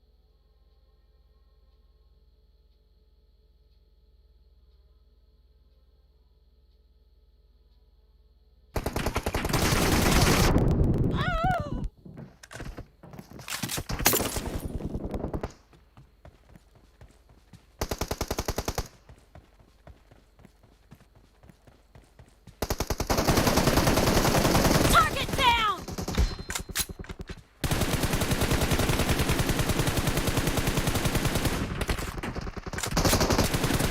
Nice shot! Dead! The blue team is unstoppable!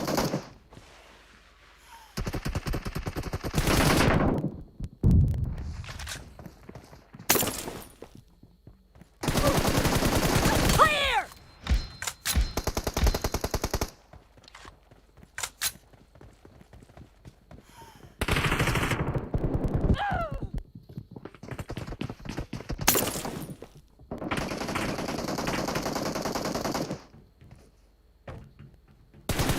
Killed! Cover me!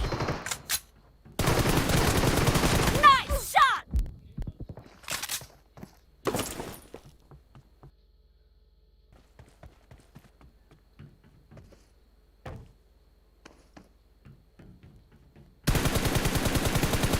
Dead!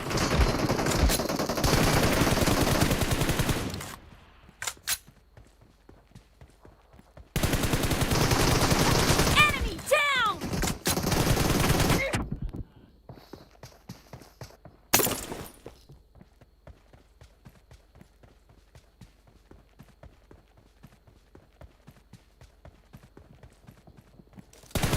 Target down! Great. You're about to win. The red team doesn't have a lot of time left. Reloading! Clear! No mercy! Cover me!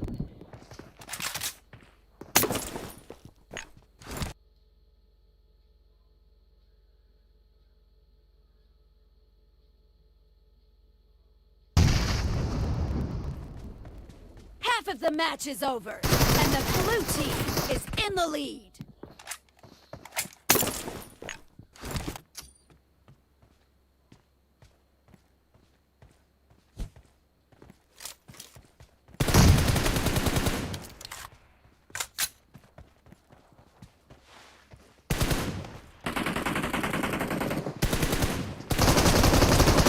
Target down! Reloading!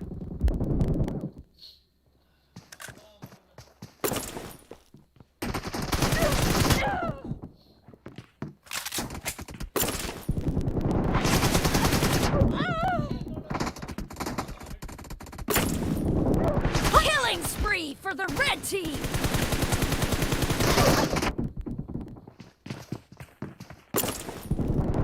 Blue team victory. Cover me!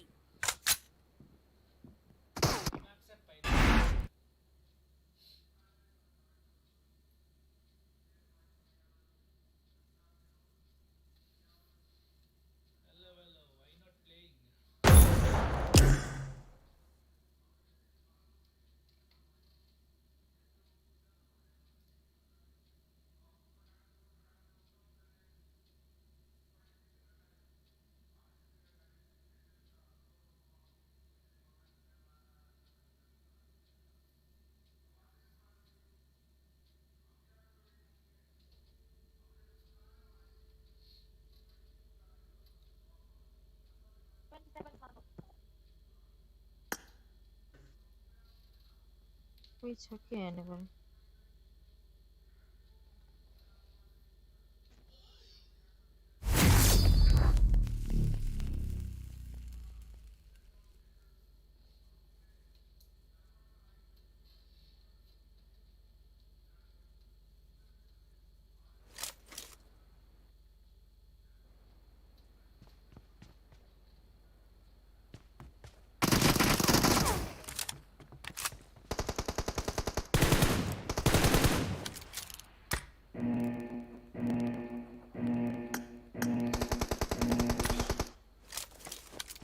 Team match. Let's go.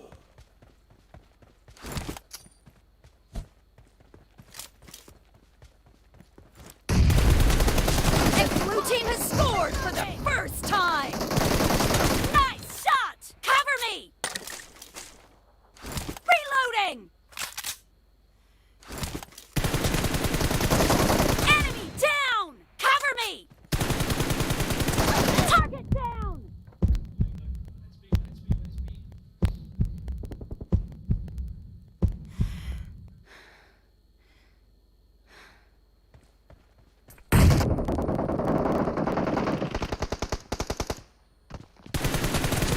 Killing spree for the blue team!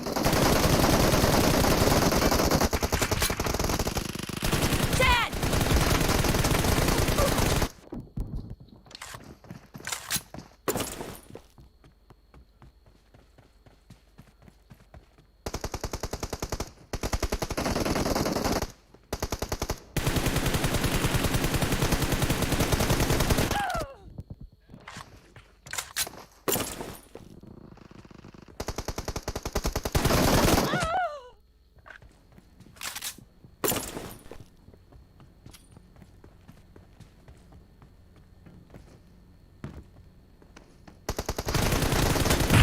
Enemy down!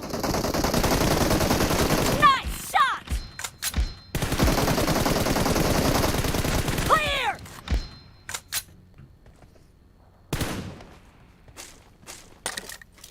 Cover me! Nice shot!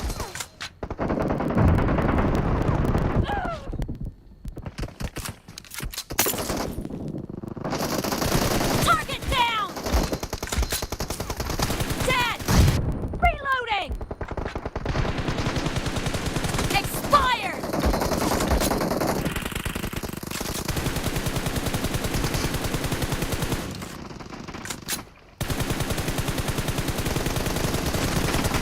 Killed! Cover me!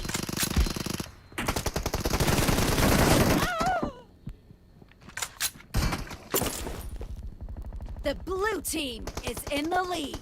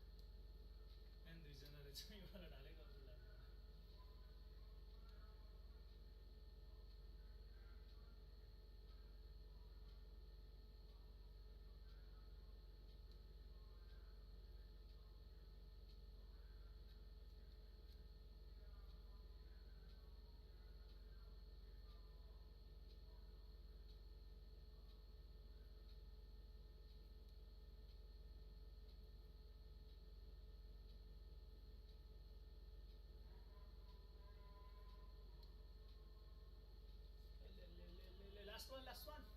Right. So that me.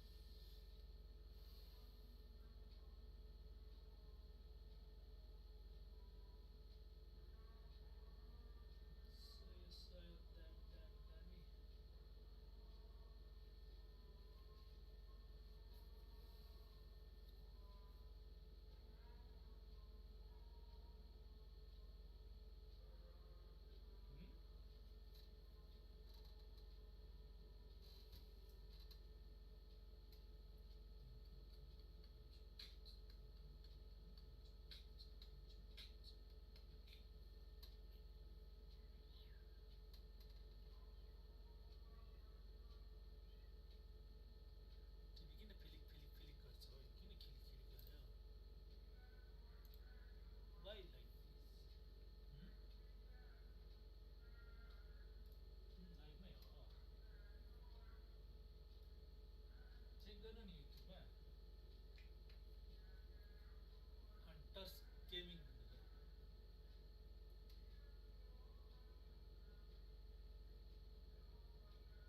अझ सुनेन अल्टुनु सरले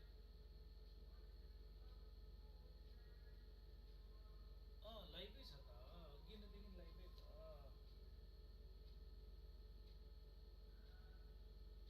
chia पार्कदेखि लिएर कुरा गरेको सबै live छ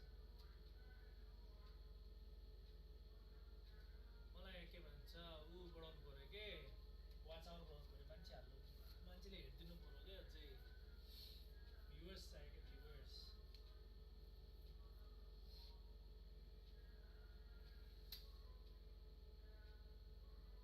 नभएर monetise भएको छैन के सब्सक्राइबर मात्रै बढो के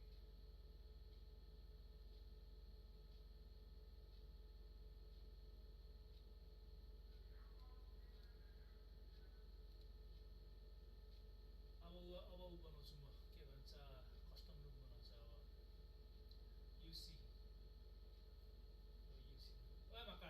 मक्का डक्स कुरेर बसिरहेको छ क्या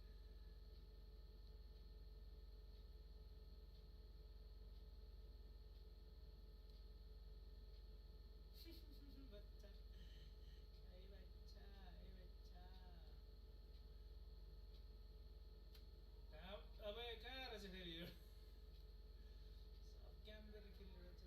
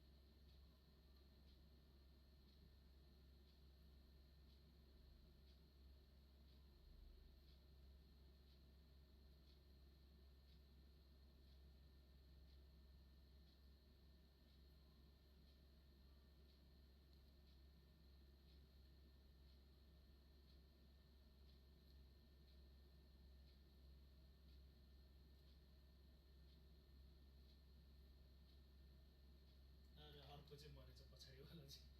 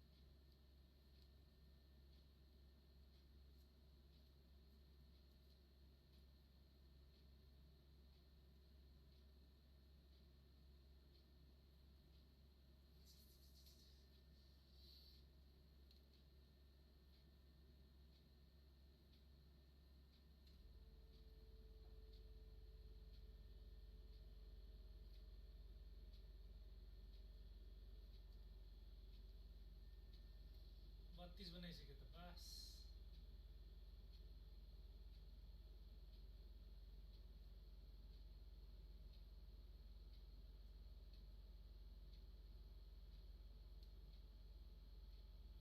अरे पछाडि आइसक्यो नि एउटा